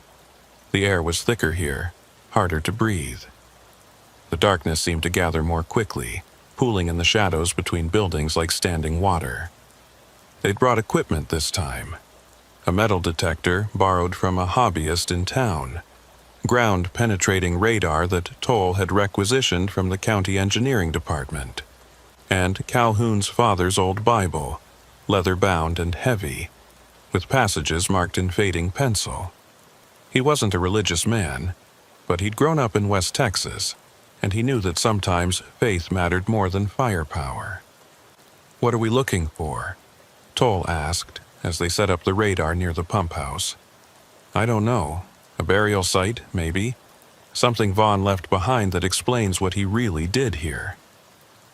They spent 2 hours scanning the compound.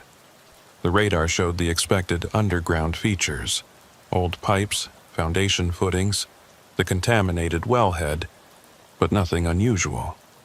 Nothing that looked like a grave or a cache or anything else that might hold answers. They were about to give up when the metal detector started beeping near the base of the old derrick. Calhoun swept it back and forth, pinpointing the signal to a spot about 3 feet from the derrick's southern leg. He and Toll grabbed shovels from the truck and started digging. 18 inches down, they hit metal. A box, military green, about the size of a shoebox. Calhoun lifted it carefully and set it on the ground. No lock, just a simple latch corroded with rust. He opened it. Inside were 3 items: a sheriff's badge, tarnished and bent, a photograph showing 7 people standing in front of the pump house, workers maybe, or company representatives, and a ledger, pocket-sized, with entries written in cramped handwriting. Calhoun opened the ledger. The first entry was dated October 15, 1947. Took J. Morrison as agreed, no trouble. They were satisfied. The second entry, October 17, 1952. Took R. Sanderson. Fought some. Had to be restrained. Deal holds. There were more entries, dozens of them spanning decades. Different handwriting, different names, but always the same dates in October. Always the same phrase. Deal holds. The last entry was dated October 17, 1985, written in what Calhoun now recognized as Sheriff Vaughn's hand. Took transient, John Doe, no ID. They came through angry. Said the old families are dying. No one left who remembers the deal. No one left who will volunteer. This is the last time. After this, they take what they want. Deal broken. Calhoun read it 3 times, his hands shaking. The old families. The ones who'd settled here in the 1800s, who'd built their ranches and their churches on land that was already thin, already weak.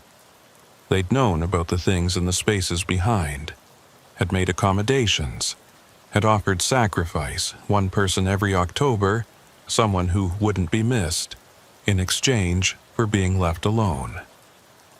But the old families were gone now, dead or moved away or diluted through generations of marriage and migration.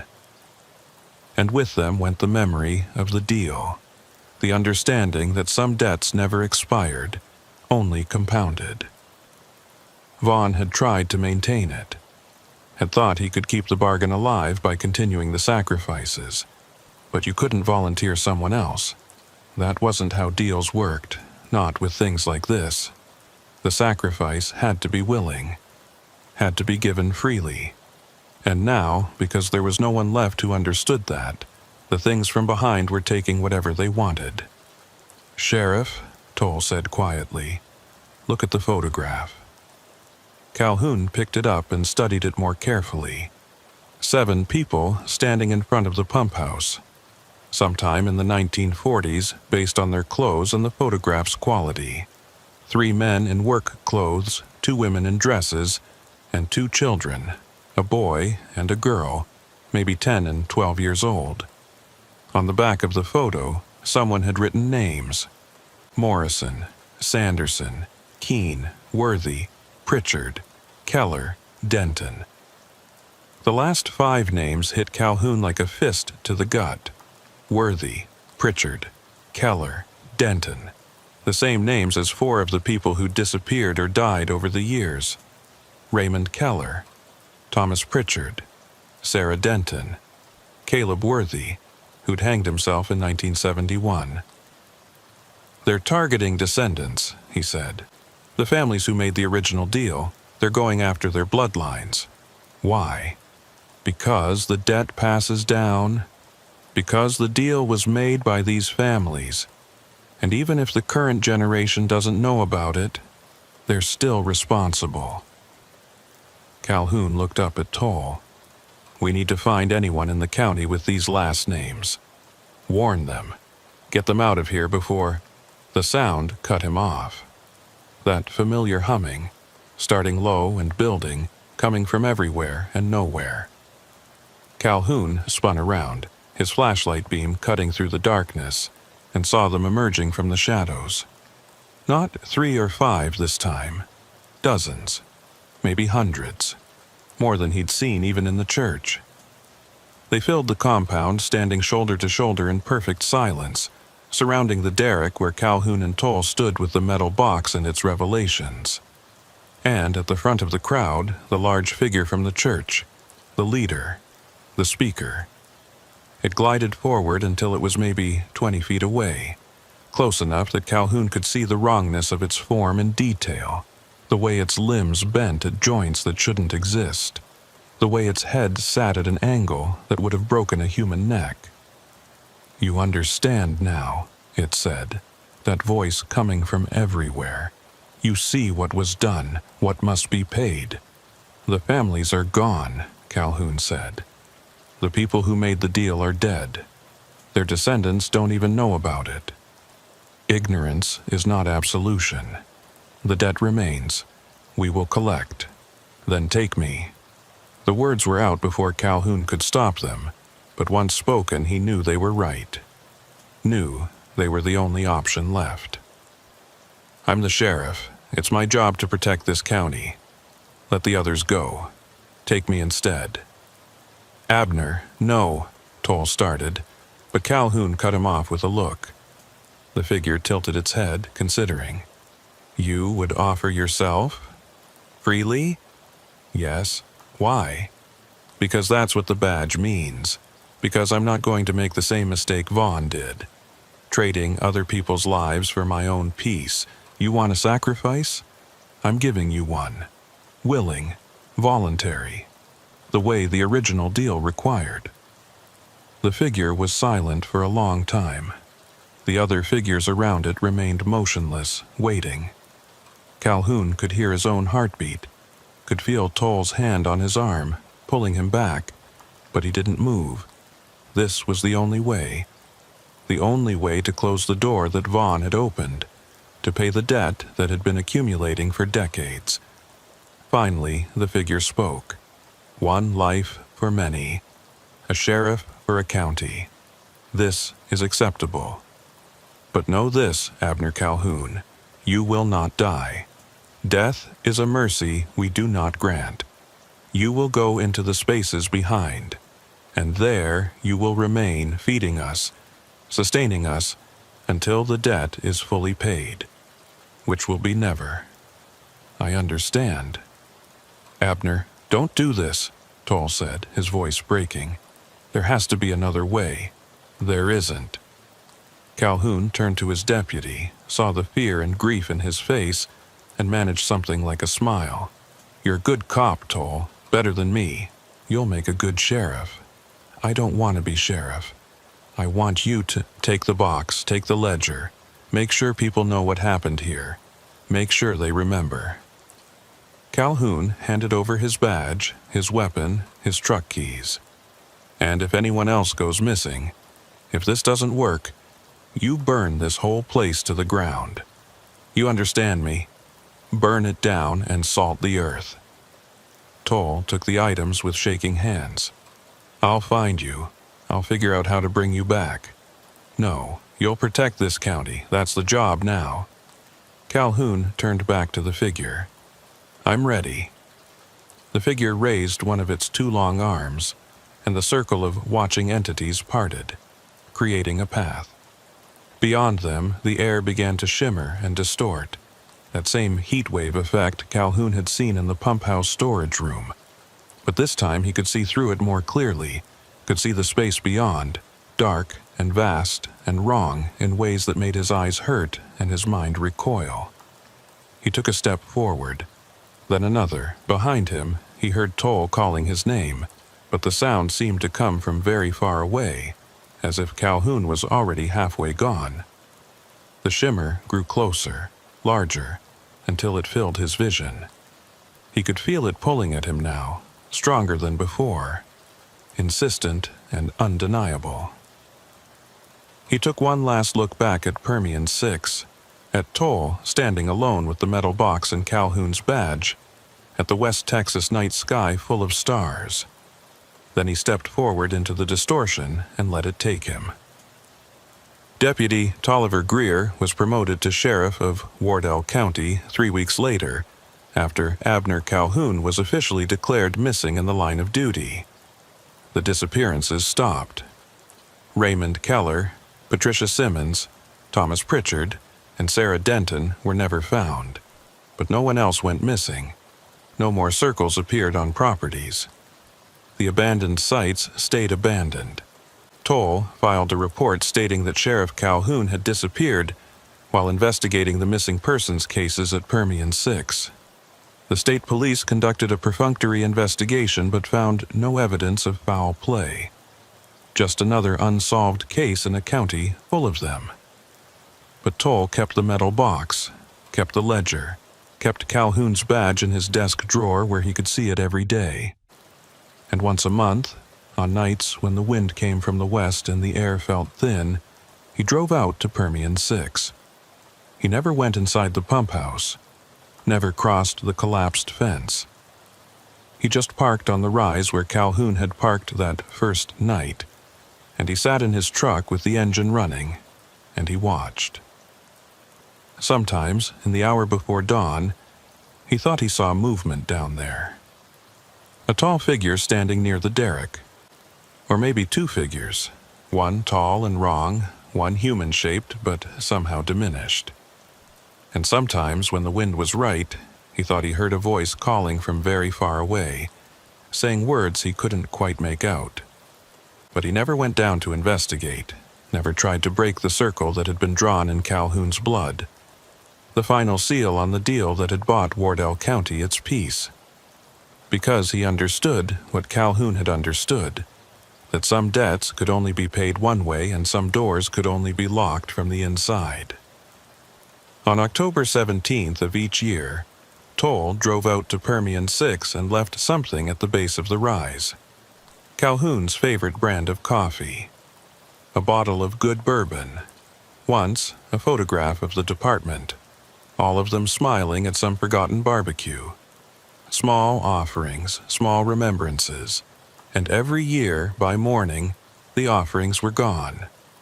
The county stayed safe. The disappearances never resumed. and Sheriff Tolliver Greer served Wardell County for the next 30 years, never marrying, never leaving, never forgetting the night his predecessor had walked into the spaces behind and bought them all time with his own damnation. But sometimes, on quiet nights when the wind blew from the west and the darkness felt too deep, Toll would wake up and hear it, faint and distant but unmistakable.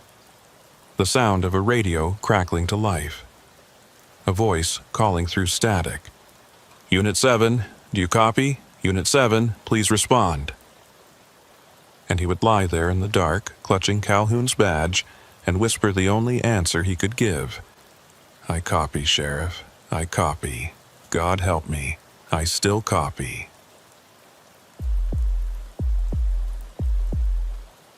Sheriff Beauregard Lyle had lived in East Texas his entire life, and he knew the piney woods the way some men knew Scripture.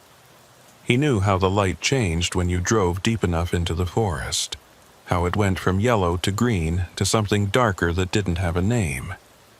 He knew the smell of pine resin mixing with red clay and standing water. He knew the sound the wind made when it moved through longleaf pines versus loblolly. And he knew that on certain nights, humid, still nights when the air hung heavy as wet wool, the forest held its breath and waited for something that never quite arrived. It was on one of those nights, a Thursday in late September, that the call came in. Beauregard, everyone called him Beau, had since he was 6 years old, was sitting in his office at the Tyler County Sheriff's Department, working his way through a stack of paperwork that seemed to breed when he wasn't looking. The office was small, wood-paneled, with a window that looked out over the parking lot and the dense wall of pines beyond. It was nearly 10 p.m., and he was the only one in the building except for the night dispatcher, a rail-thin woman named Cordelia who'd been working dispatch since before Beau was born. The radio crackled. "Sheriff, you there?" Beau reached for the handset. "Go ahead, Cordelia." "Got a call from a trucker on Highway 96. Says he found a vehicle abandoned on the shoulder about 3 miles south of the Neches River Bridge. No hazard lights, no driver, doors hanging open." Beau glanced at his watch. "He get a plate number?" "Says it's too dark, but he's worried enough to stop and check. Want me to send somebody out?" Beau thought about it. His department consisted of himself, 3 full-time deputies, and 2 part-timers who worked weekends. At this hour, only Deputy Harmon was on patrol, and he was clear on the other side of the county dealing with a domestic disturbance that would probably keep him tied up for another hour. "Negative. I'll handle it myself. Tell the trucker I'm on my way, and he can clear out if he wants." 10-4, Sheriff." Beau grabbed his jacket, his maglite, and his keys. As he was heading out, Cordelia called after him. "Sheriff, be careful out there. Something about tonight feels wrong." He paused at the door. Cordelia wasn't given to superstition or dramatics. In 30 years of dispatch work, she'd developed instincts that were usually worth listening to. What kind of wrong? She shook her head, her face troubled in the blue glow of the dispatch console. "Can't put my finger on it, just off, like the radio's picking up echoes that shouldn't be there." Beau nodded slowly. "I'll keep my eyes open." The drive south on Highway 96 took him deeper into the piney woods, away from what little civilization Tyler County had to offer. The road was 2 lanes, cracked asphalt with no shoulder to speak of, hemmed in on both sides by pine forest so dense it felt like driving through a tunnel. His headlights caught the reflective eyes of deer watching from the trees, the occasional possum scuttling across the road. The humidity was thick enough to chew. Beau had the AC running full blast, but sweat still prickled at the back of his neck. September in East Texas was like living inside someone's mouth, hot, wet, and oppressive. The storm that had been threatening all week still hadn't broken, and the air had that electric quality that preceded lightning. 3 miles south of the Neches River Bridge, he spotted the vehicle. A pickup truck, dark-colored, maybe a Chevy or a GMC, parked halfway onto the narrow shoulder with the driver's door hanging open. The trucker who'd called it in was long gone, but his rig had left deep tracks in the soft earth at the road's edge where he'd pulled off to investigate.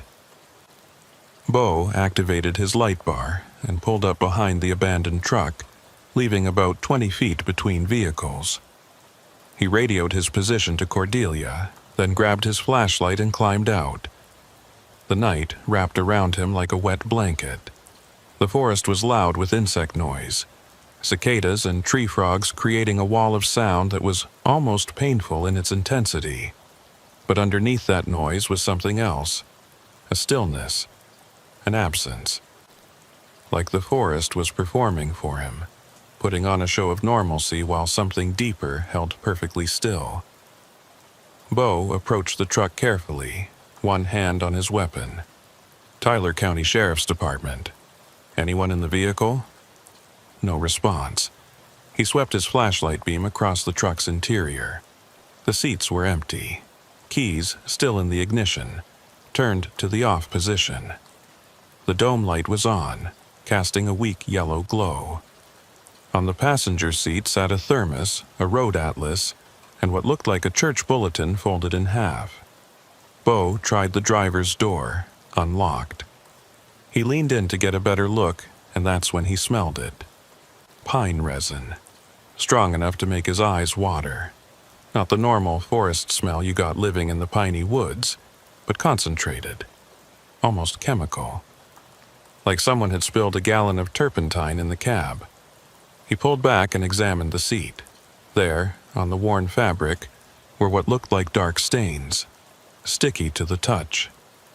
He brought his fingers to his nose and confirmed it.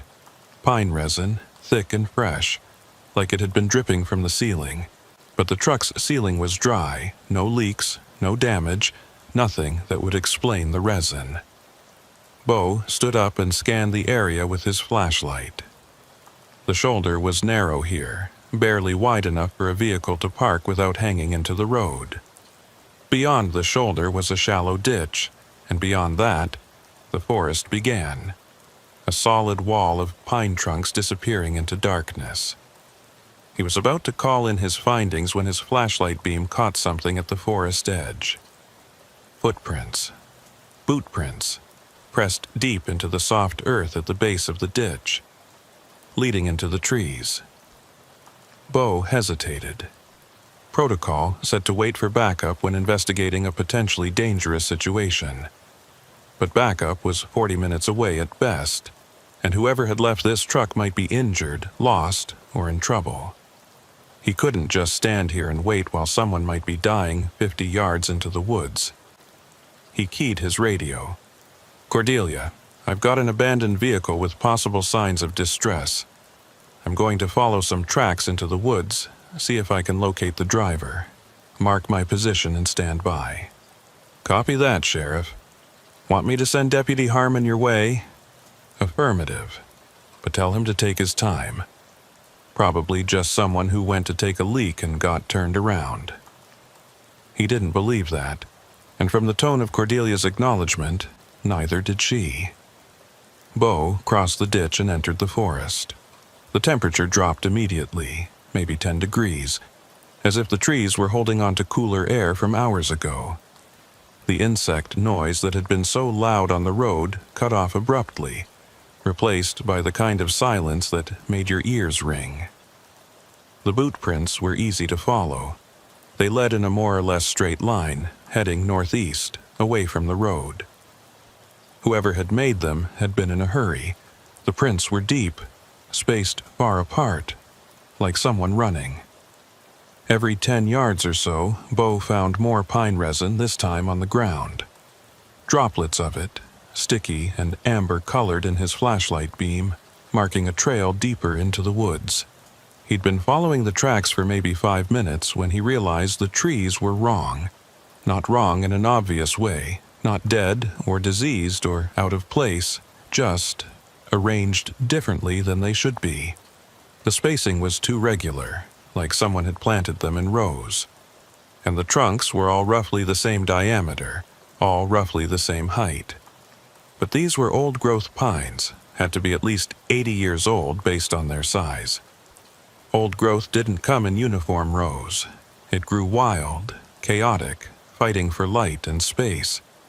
Yet here they stood, perfectly spaced, perfectly uniform, stretching away in all directions like the columns of some vast natural cathedral. Bo stopped walking and turned in a slow circle, his flashlight beam cutting through the darkness. The boot prints continued ahead, but he found himself reluctant to follow them any further. Something about this place felt fundamentally wrong in a way he couldn't articulate. That's when he heard it. A sound like wind chimes, delicate and musical, coming from somewhere deeper in the forest. But there was no wind. The air was perfectly still, so still he could hear his own breathing, his own heartbeat. The sound came again, closer this time. Not chimes. More like glass bottles clinking together. Or maybe wind moving through something hollow. Bo drew his weapon. "Sheriff's Department, identify yourself." The forest swallowed his voice, gave nothing back. The chiming sound stopped. He waited, counting his breaths, listening. 30 seconds, a minute, nothing. He was about to turn back when his flashlight caught something hanging from a branch about 20 yards ahead. Something pale and irregular, swaying slightly despite the absence of wind. He moved closer, keeping his weapon ready. It was a piece of fabric, white, or maybe cream-colored, torn into strips and tied to a pine branch about 8 feet off the ground. As Bo's light swept the area, he found more of them. Dozens of strips of cloth tied to branches all around him, hanging limp and motionless, marking the trees in some pattern he couldn't decipher. And beneath them, scratched into the bark of nearly every tree, were symbols. Not letters, not numbers, just angular marks that hurt to look at. The kind of shapes that your eye wanted to slide away from, that didn't seem to hold still when you tried to focus on them. Bo had seen a lot in his 23 years in law enforcement. He'd worked homicides, suicides, meth lab explosions, and every flavor of human tragedy the piney woods could produce. But he'd never seen anything like this. This was something else. Something that made the hair on his arms stand up and his instincts scream at him to leave now, while he still could. He backed away slowly, keeping his light on the marked trees. The boot prints continued deeper into the forest, but he wasn't following them anymore. Whoever had left that truck, whoever had walked into these woods, was either long gone or beyond his help. He was maybe 50 yards back toward the road when his radio crackled to life. But instead of Cordelia's voice, all he heard was static. Thick, white noise static that rose and fell in waves, almost like breathing. And underneath it, barely audible, something that might have been words, or might have been the forest itself, trying to speak. Bo turned the radio off. He didn't want to hear what it might say. He made it back to the road in half the time it had taken him to go in, practically running the last 100 yards. When he emerged from the trees, he stopped and bent over, hands on his knees, breathing hard. The humid air felt good now, comfortable, real. The insect noise had returned, and he'd never been so grateful for the sound of cicadas. Deputy Harmon's cruiser was pulling up behind Bo's vehicle, his light bar painting the trees blue and red. The deputy climbed out, a young man named Jackson, who'd been with the department for less than a year. "Sheriff, you okay?" Bo straightened up and nodded. Yeah, I'm fine. But we need to tape this off. Call county and get someone out here with proper lighting. Nobody goes into those woods until sunrise. Did you find the driver? No, but I found something else. Bo looked back at the forest, at the solid wall of pines that gave away nothing. We need to figure out who owns the land back there, and we need to do it fast. By the time they got the abandoned truck towed and the scene secured, it was nearly midnight. Bo sent Deputy Harmon home and drove back to the office, his mind churning through what he'd seen. The uniform trees, the fabric strips, the symbols carved into bark. And that sound, those chimes that weren't chimes that seemed to come from nowhere and everywhere at once. Cordelia was still at dispatch when he walked in. She took one look at his face and poured him a cup of coffee without asking. "Bad?" she said. "Strange. Did you get anything weird on the radio while I was out there?" She frowned. What kind of weird? Static, like interference. Maybe voices underneath it. No, but like I said earlier, something's been off all night. The frequencies keep drifting, like we're picking up crosstalk from somewhere. Had 3 false alarms on the emergency line. Phone rang, but when I answered, nobody was there, just dead air. Bo sipped his coffee and tried to organize his thoughts. "I need you to pull up land records for the area south of the Neches River Bridge, specifically the forest on the east side of Highway 96, starting about 3 miles south of the bridge." "Looking for anything specific?"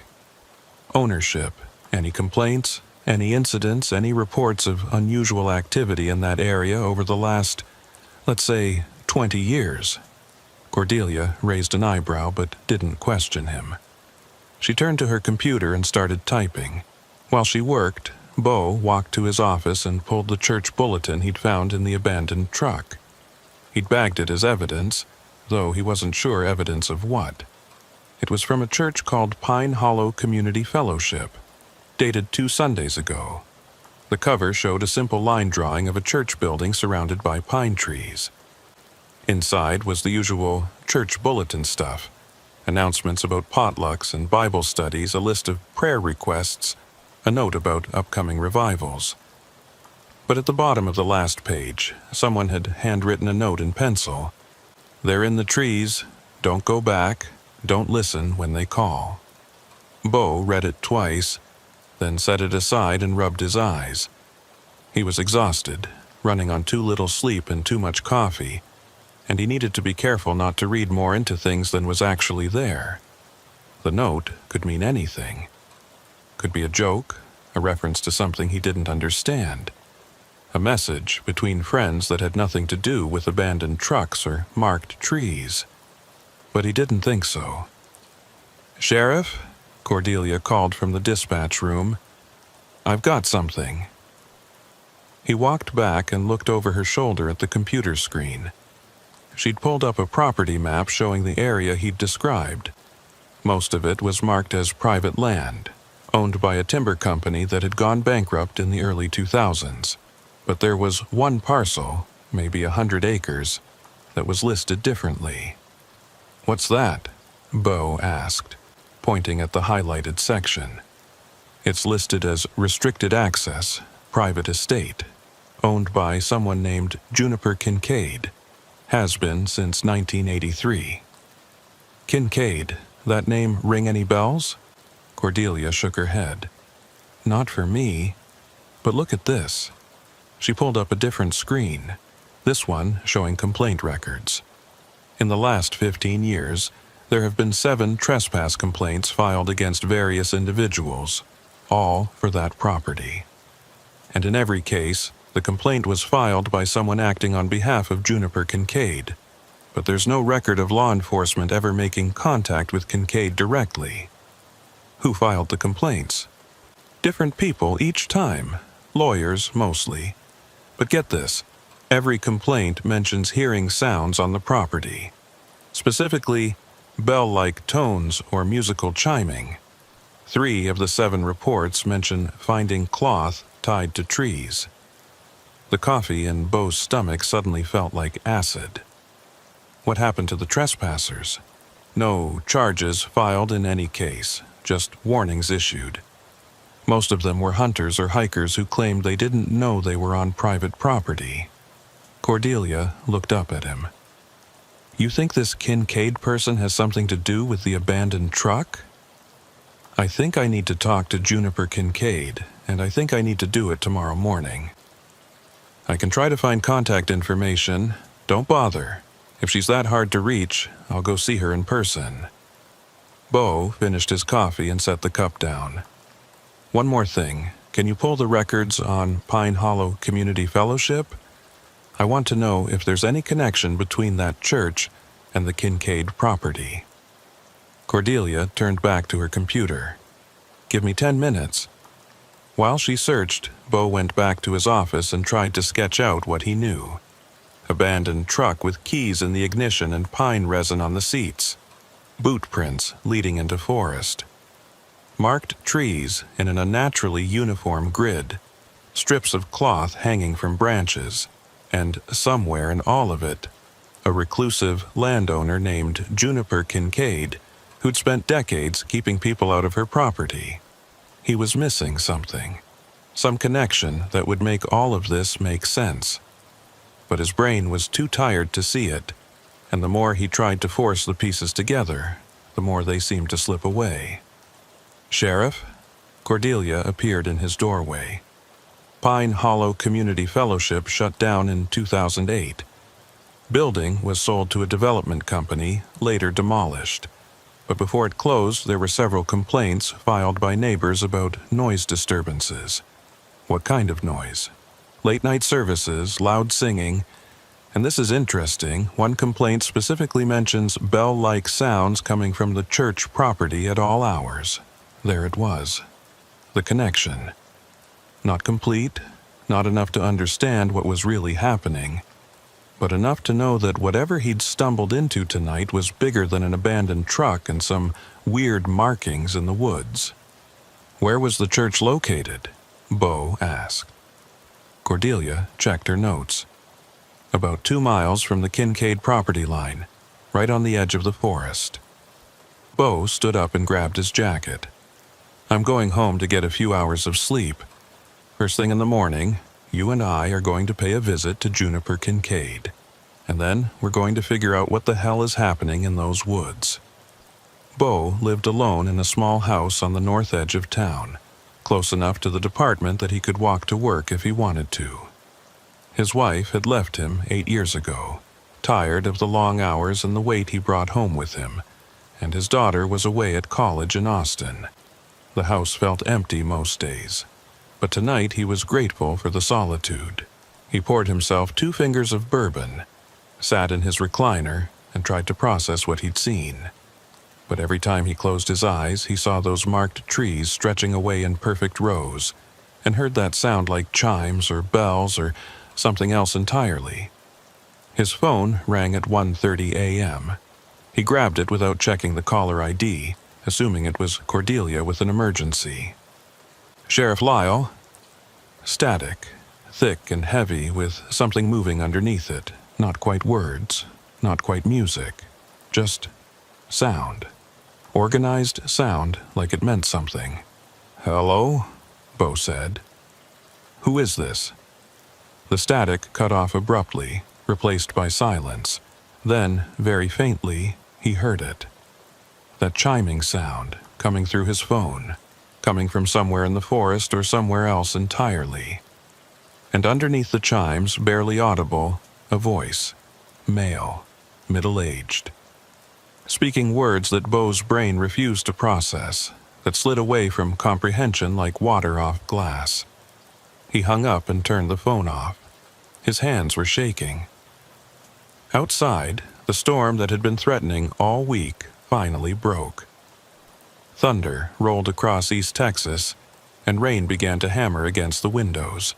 Bo sat in his chair and listened to the storm, and tried not to think about what was happening in the piney woods.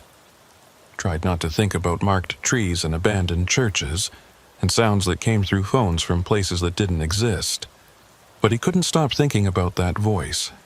That barely there voice speaking words he couldn't understand. And he couldn't shake the feeling that it had been speaking directly to him. Bo didn't sleep.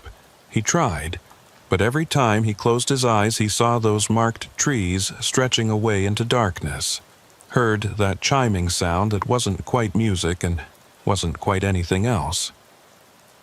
At 5:30 a.m. he gave up, showered, and made a pot of coffee strong enough to strip paint.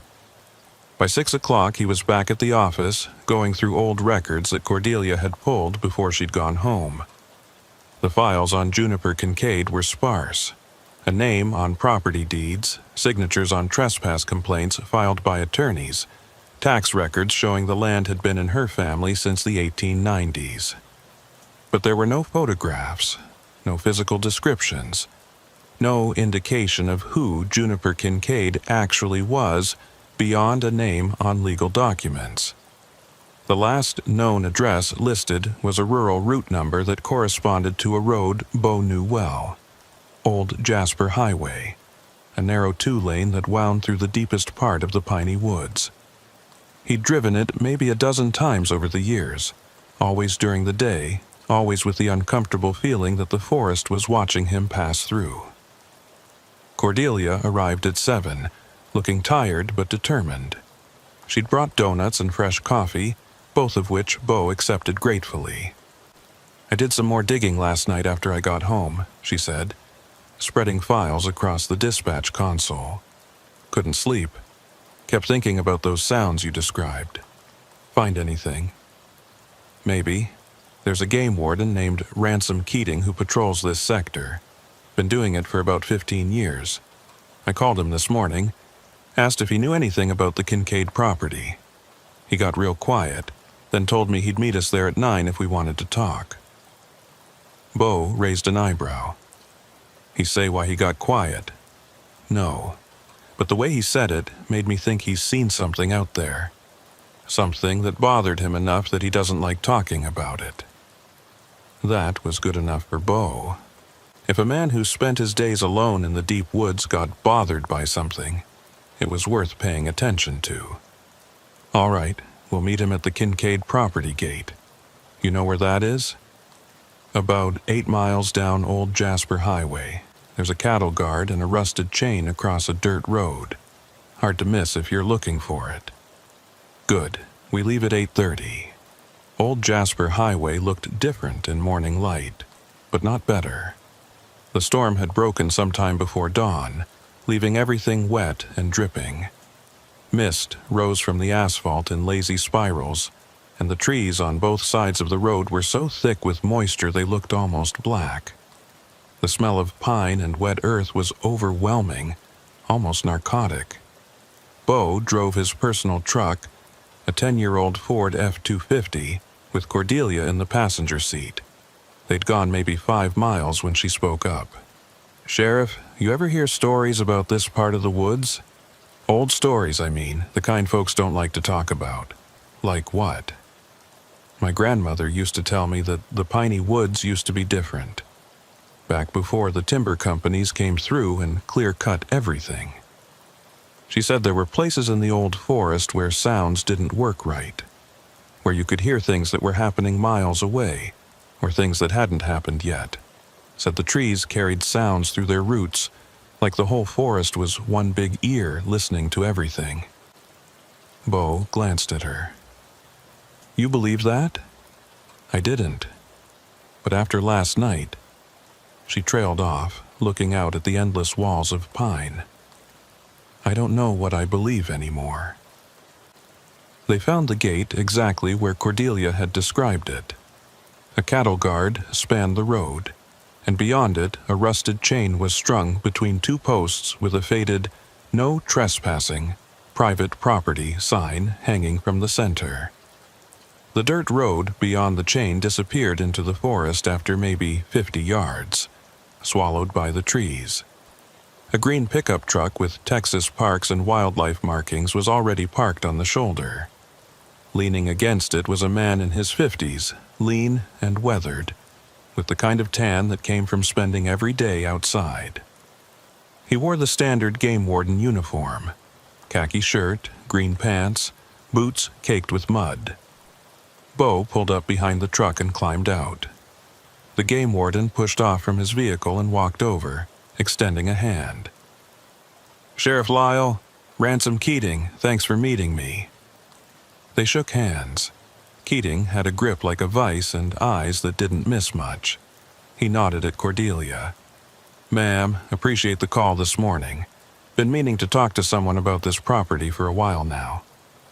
"What can you tell us about it?" Bo asked. Keating looked past them at the chained gate, his expression troubled. "Well, first thing you need to know is that I don't come out here anymore. Haven't set foot on Kincaid land in about 6 years, and I don't plan to ever again." "Why not?"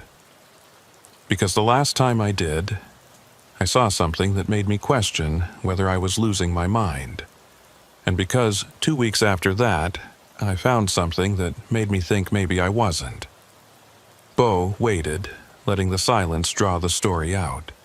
Keating seemed to be choosing his words carefully, like a man who knew how crazy he was about to sound and wanted to minimize the damage. "It was early spring," he said finally. "March, maybe April.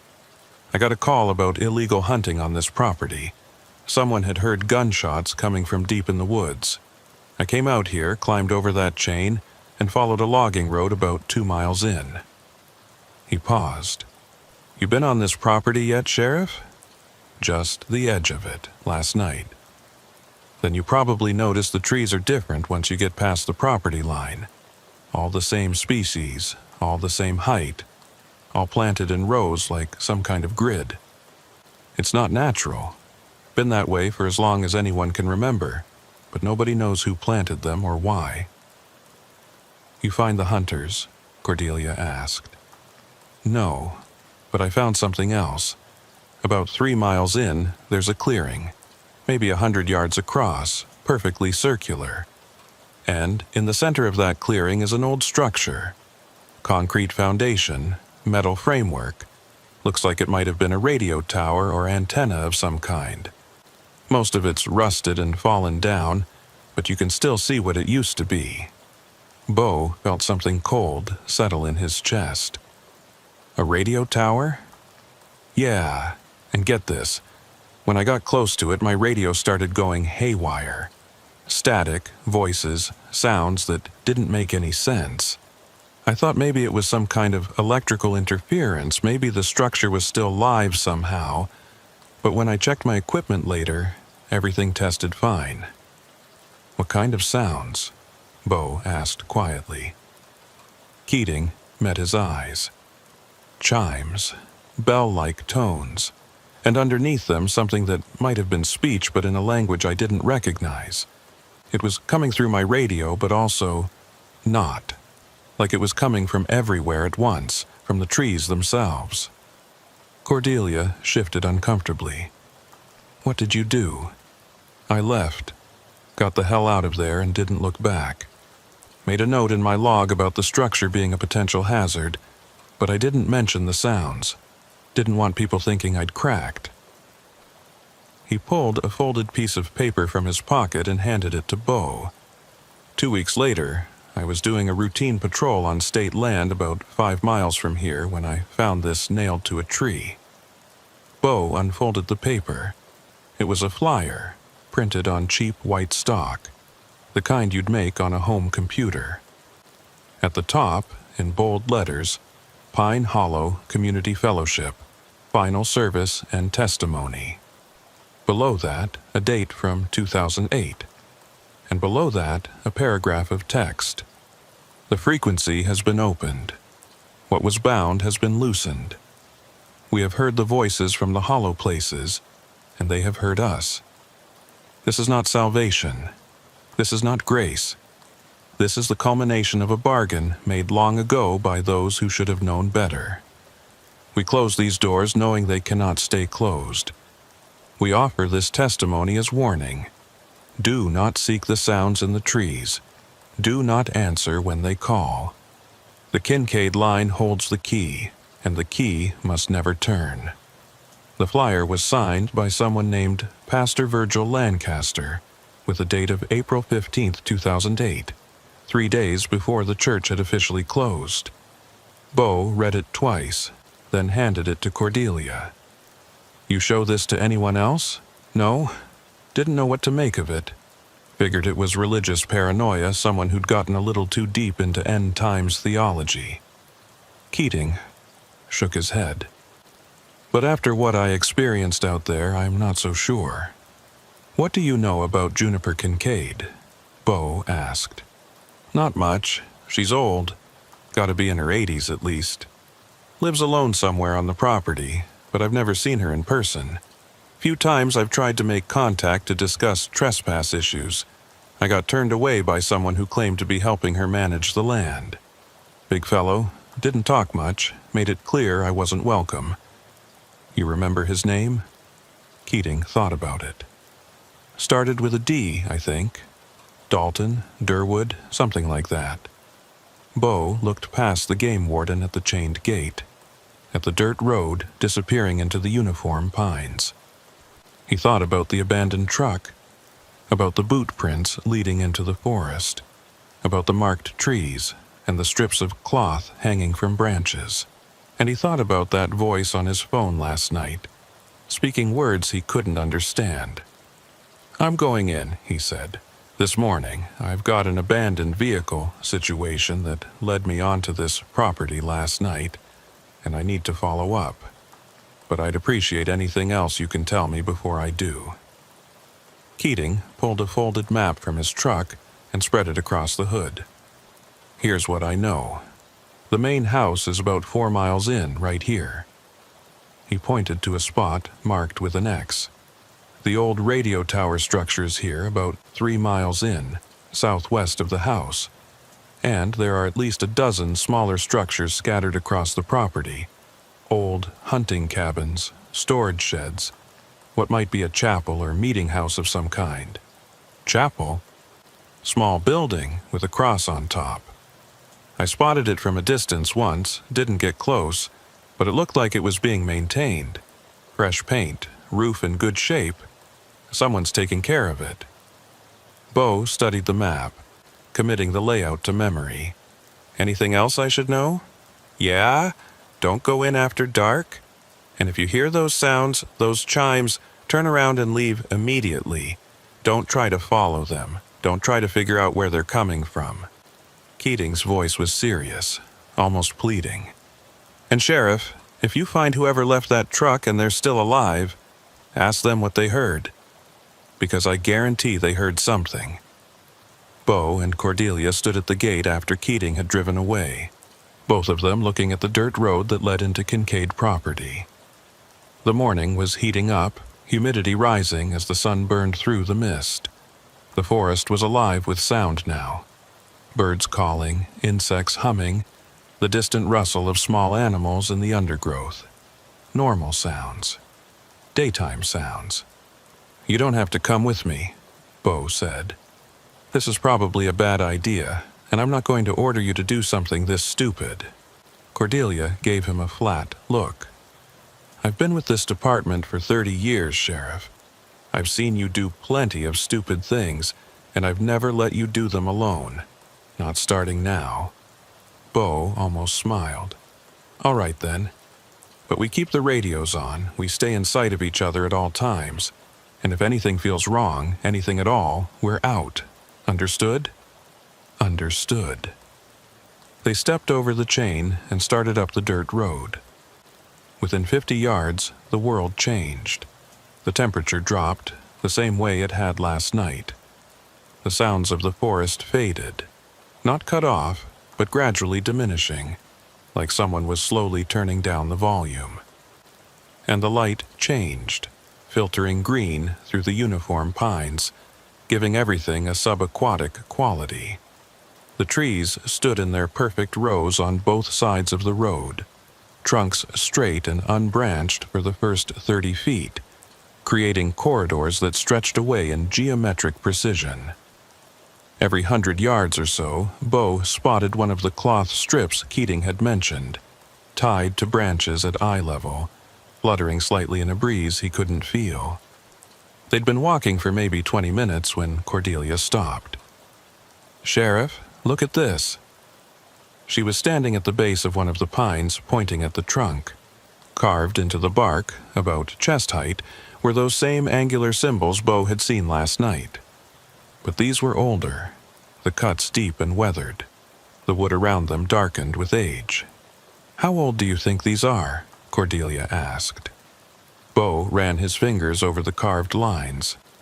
The wood was hard, The marks settled deep. Years, maybe decades. Someone's been marking these trees for a long time. As he examined the symbol, he noticed something else. At the base of the tree, partially hidden by fallen needles, was a small pile of objects.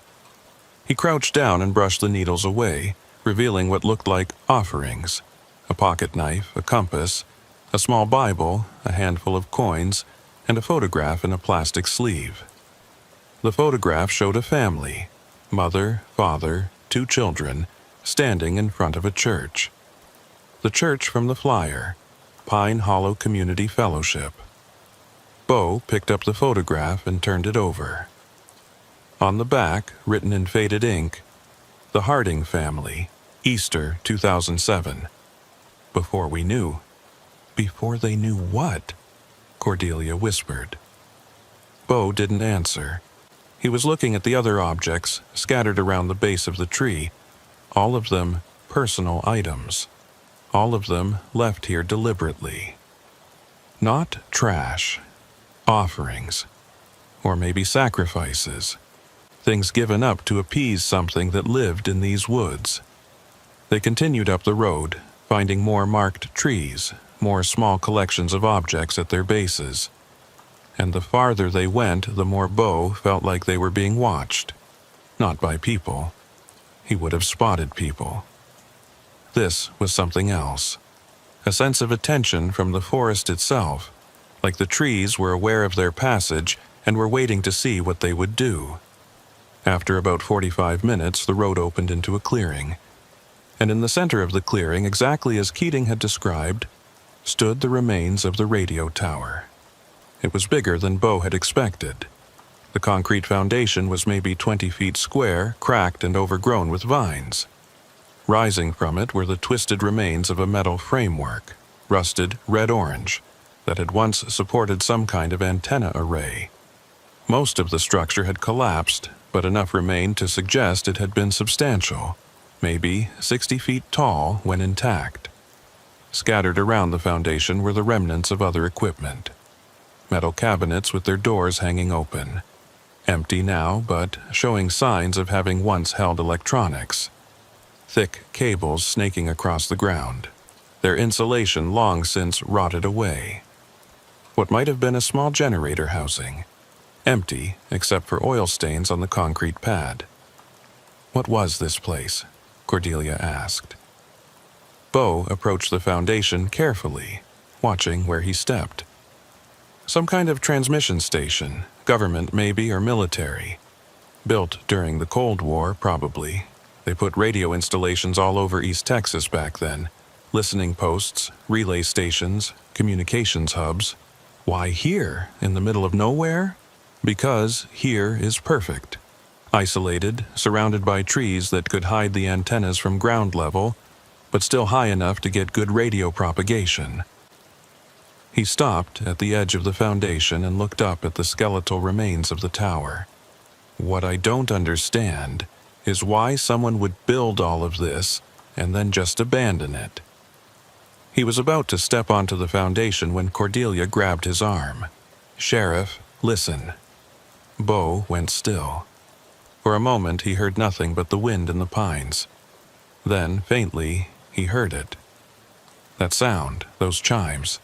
They were coming from everywhere and nowhere, delicate and musical, rising and falling in patterns that almost sounded like melody, but weren't quite. And underneath them, so faint he might have been imagining it, was that voice again, speaking words that made his head hurt when he tried to focus on them. "We should go," Cordelia said, her voice tight. "Right now." But Bo was already moving toward the foundation, drawn by something he couldn't name. He needed to see what was on that concrete slab. Needed to understand what this place was. He stepped onto the foundation and the world tilted. The chiming sound exploded in volume, no longer distant but immediate, surrounding him, coming from inside his own head. His radio crackled to life, static roaring from the speaker even though he hadn't keyed the mic. And through the static, clear as day, he heard Cordelia's voice, "Sheriff, Get out of there, it's not safe. But Cordelia was standing 15 feet away, her mouth closed, her face pale with fear. Bo stumbled backward off the foundation, and the sounds cut off immediately. His radio went silent. The forest returned to normal, or whatever passed for normal in this place. "What just happened?" he gasped. "I don't know. But we're leaving, now." They were halfway back to the road when Bo's radio crackled again. This time, it was a real transmission.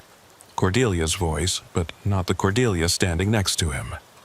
This was Dispatch Cordelia, calling from the office. "Sheriff, do you copy? We've got a situation. Deputy Harmon found another abandoned vehicle on Highway 96, same location as last night's. Driver's missing. And Sheriff," she paused, "there's someone here at the office asking for you. Says her name is Juniper Kincaid. Says you've been trespassing on her property and she wants to talk." Bo and Cordelia exchanged glances. He keyed his radio. "Copy that. We're on our way back now. ETA 30 minutes. Tell Ms. Kincaid I'll be happy to speak with her." 10-4. "Sheriff, be careful out there." They made it back to the gate without incident, but the entire walk, Bo felt eyes on his back. And twice, he could have sworn he heard footsteps behind them, keeping pace, but never quite catching up. When they reached Bo's truck and climbed inside, Cordelia let out a long breath. "I've lived in East Texas my whole life, and I've never felt anything like that. It's like the forest is alive. Like it's aware of us." Bo started the engine and pulled back onto Old Jasper Highway, putting distance between them and the Kincaid property. Ransom Keating was right. Something's wrong with that place, and I think Juniper Kincaid knows exactly what it is. Juniper Kincaid was waiting in Bo's office when they arrived. She sat in one of the wooden chairs across from his desk, her posture perfect, her hands folded in her lap. She was old. Keating had guessed 80s, but Bo would have put her closer to 90, with white hair pulled back in a severe bun and a face that was all sharp angles and watchful eyes. She wore a simple cotton dress, dark blue, and sensible shoes that had seen better days. Standing behind her, arms crossed, was a large man in his 50s with a face like carved granite and eyes that tracked Bo's every movement. This would be the man Keating had mentioned, the one who didn't talk much and didn't like visitors. "Ms. Kincaid," Bo said, extending his hand. "I'm Sheriff Lyle. Thank you for coming in." She didn't take his hand. Instead, she looked at him with an expression that might have been amusement, or might have been something else entirely. "You were on my property this morning, Sheriff, you and your dispatcher. Walked right past the no trespassing signs like they didn't exist. I was following up on an incident from last night. An abandoned vehicle on Highway 96 with evidence suggesting the driver may have entered your property. And did you find them? No, ma'am. You won't. They're gone, just like all the others." The room went very quiet. Bo sat down slowly and gestured for Cordelia to take notes. "What others?" Juniper's expression didn't change. "People have been disappearing in these woods for 100 years, Sheriff. Maybe longer. They hear something that calls to them, and they follow it into the pines, and they never come back.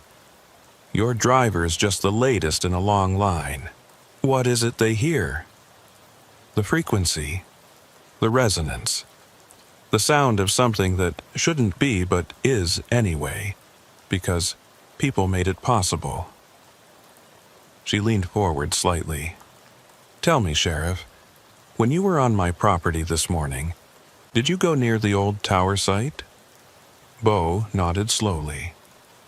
"And did you hear it, the chiming?" "Yes." "Then you're lucky to be sitting here talking to me. Most people who hear it up close don't have the strength to walk away. It gets into your head, you see, gets into your bones, starts to feel like the most beautiful thing you've ever heard. and all you want to do is find the source. Find where it's coming from. And where is it coming from? Juniper smiled, but there was no warmth in it. From the hollow places, Sheriff. From the spaces between trees where sound collects and resonates and takes on a life of its own. My family's land sits on top of one of the largest resonance chambers in East Texas, a natural acoustic phenomenon where certain frequencies can be amplified and sustained almost indefinitely. The pines help. They're perfect acoustic conductors, but the real power is in the earth itself. I don't understand what this has to do with missing people. Don't you? She settled back in her chair.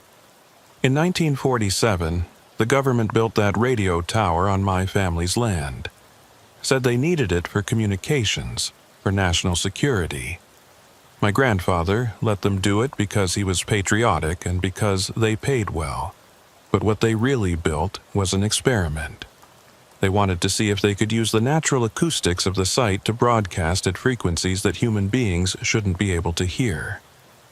Frequencies that could carry for hundreds of miles, that could pass through solid matter, that could be used for things the government doesn't like to talk about. Psychological warfare, Cordelia said quietly. Subliminal broadcasting. Juniper nodded. They ran the station for 5 years, and in those 5 years, 17 people disappeared in the woods around my family's property. Hunters, hikers, locals who'd lived here all their lives. The government said it was coincidence, said there was no connection between the station and the disappearances. But my grandfather knew better. He shut down the station in 1952, made them dismantle the equipment and leave. The disappearances stopped. For a while. What changed? Pine Hollow Community Fellowship, Juniper said. Built their church right on the edge of my property in 1995. Started having services 3 times a week, and every service involved singing. Loud, sustained singing. Hymns that could last 15-20 minutes. All those voices, all those frequencies, all resonating through the pines and down into the earth. She paused. Within a year, the disappearances started again. Slower at first, 1 or 2 people every few years, but by 2007, it was happening every few months. The pastor, Lancaster, his name was, he figured out what was happening. Figured out that they were inadvertently reactivating the resonance chamber with their worship. Opening doors that should have stayed closed. So they shut the church down. They tried. But by then, it was too late. The frequency was established. The resonance was self-sustaining. Even without the church, even without the tower, the sounds continue. And people keep disappearing. Bo thought about the flyer Keating had shown him. The pastor said something about the Kincaid line holding the key. What did he mean? For the first time, Juniper looked uncomfortable. My family has lived on this land for 6 generations. We've learned how to coexist with the phenomenon, how to manage it. There are techniques, rituals, if you want to call them that can dampen the resonance. Keep it from spreading beyond the property boundaries. It's been my responsibility since my father died in 1983. What kind of rituals? The kind that involve a sacrifice, Sheriff. The kind that demand a price be paid for the silence we maintain. She stood, and the large man behind her moved forward to help, though she waved him off. You wanted to know what happened to your driver. They heard the call and followed it. By now, they're part of the resonance, part of the frequency. Their voice added to all the others. Others? Bo stood as well. You're saying there are people alive in your woods. I'm saying there are voices, Sheriff. Whether the people they belong to are alive in any sense, you'd recognize. She shook her head. I don't know, and I'm not sure I want to. She moved towards the door, the large man trailing behind her like a shadow. At the threshold, she turned back. If you're smart, you'll stay off my property. Forget what you saw. Forget what you heard. Let the forest keep its secrets. I can't do that. People are missing. It's my job to find them. Juniper's expression was almost pitying. Then you're already lost, Sheriff. You just don't know it yet. The frequency is in you now, in your head, and sooner or later it'll call you back. They always do. She left, the large man closing the door behind them. Bo and Cordelia sat in silence for a long moment. Finally, Cordelia spoke. You believe her? I don't know, but I know what I heard out there, and I know people are disappearing. He pulled out his phone and opened the voice recording app. I'm going back tonight, after dark. I need to document what's happening. Need to record those sounds so someone else can hear them. Prove I'm not losing my mind. Sheriff, that's exactly what she said not to do. I know, but I'm the sheriff of Tyler County, and that means those woods are my jurisdiction whether Juniper Kincaid likes it or not. He looked at Cordelia. I'm not asking you to come. This one I'm doing alone. Like hell you are. Bo spent the rest of the day preparing. He wasn't going into those woods unprepared, not after what he'd experienced that morning. He gathered equipment. 3 high-powered flashlights with fresh batteries, a portable recording device he'd borrowed from the evidence room, rope, a first aid kit, and his service weapon with 2 extra magazines. He also printed out the map Ransom Keating had sketched, marking the location of the radio tower, the main house, and the small chapel. Deputy Harmon had processed the second abandoned vehicle, another pickup truck, this one belonging to a man named Marcus Tolliver from Lufkin. The circumstances were identical to the first. Keys in the ignition, door hanging open, pine resin on the seats, and like the first driver, Tolliver had simply vanished.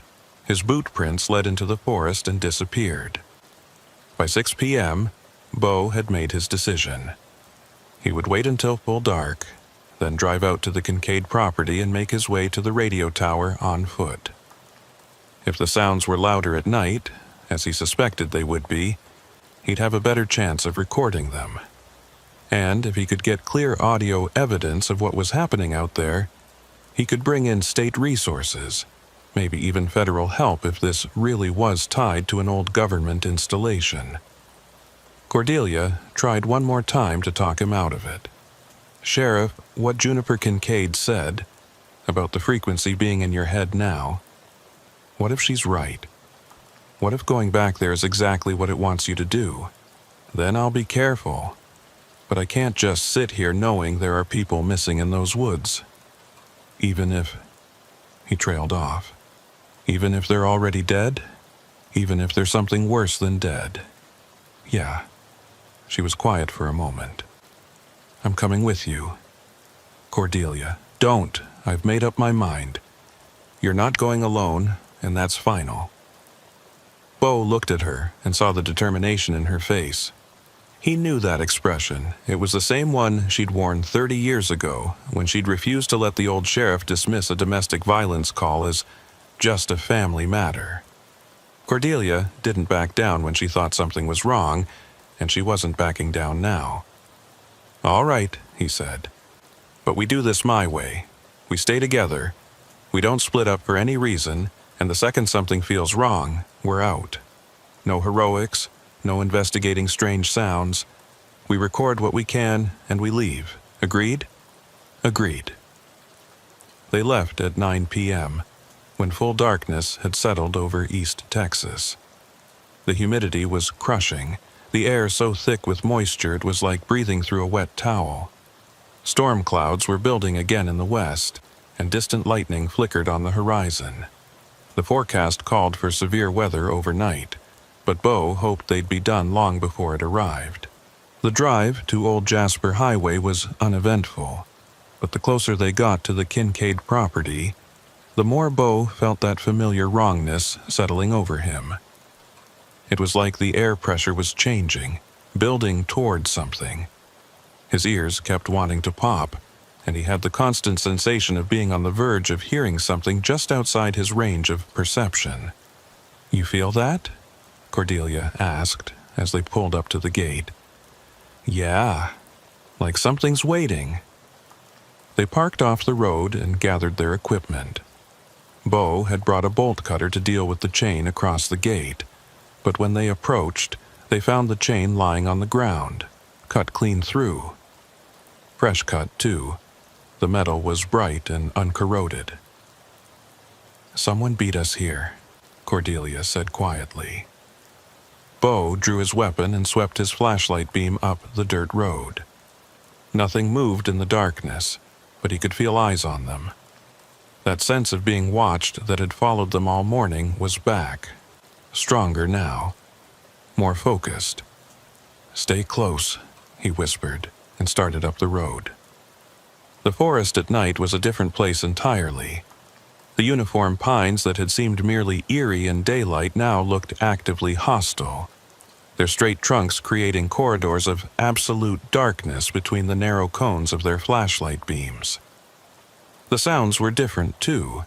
No birds, no insects, just the occasional rustle of something moving through the underbrush. Something that stopped whenever they stopped, as if it was pacing them. They'd been walking for maybe 15 minutes when Bo heard it. Not the chimes this time, but something else. A voice.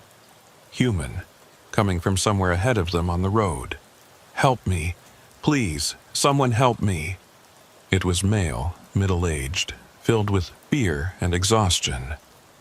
Bo and Cordelia exchanged glances, then quickened their pace. The voice called out again, closer now. "I'm lost. I can't find my way out. Please, I need help." They rounded a bend in the road and their flashlight beams found him. A man, maybe 45 years old, wearing jeans and a flannel shirt. His clothes were torn and dirty, his face scratched and bleeding. He stood in the middle of the road, swaying slightly, his hands raised to shield his eyes from their lights. "Sir?" Bo called out. "Tyler County Sheriff, are you injured?" The man lowered his hand slowly. His eyes were wrong. Not obviously wrong, not in any way Bo could immediately articulate, but wrong nonetheless. Too bright, too focused, like there was something behind them that was watching through borrowed eyes. "I've been walking for hours," the man said. His voice was flat now, emotionless. "I can't find my truck. I can't find the road, but I can hear them. Can you hear them?" "Hear what?" Cordelia asked. "The voices, in the trees. They're singing." The man tilted his head, listening to something Bo couldn't hear. They've been singing for so long, since before the tower, since before the church, since before there were people here at all. The pines carry the sound, the earth holds it, and when you die here, your voice joins the song. Bo kept his weapon trained on the man but didn't approach. "Sir, I need you to tell me your name. Names don't matter here. Only the frequency matters. Only the resonance." The man's eyes never blinked, never looked away. "You shouldn't have come back, Sheriff. She tried to warn you. The frequency is in you now. You're already singing. You just can't hear yourself yet." "That's Marcus Tolliver," Cordelia whispered. "From the second truck."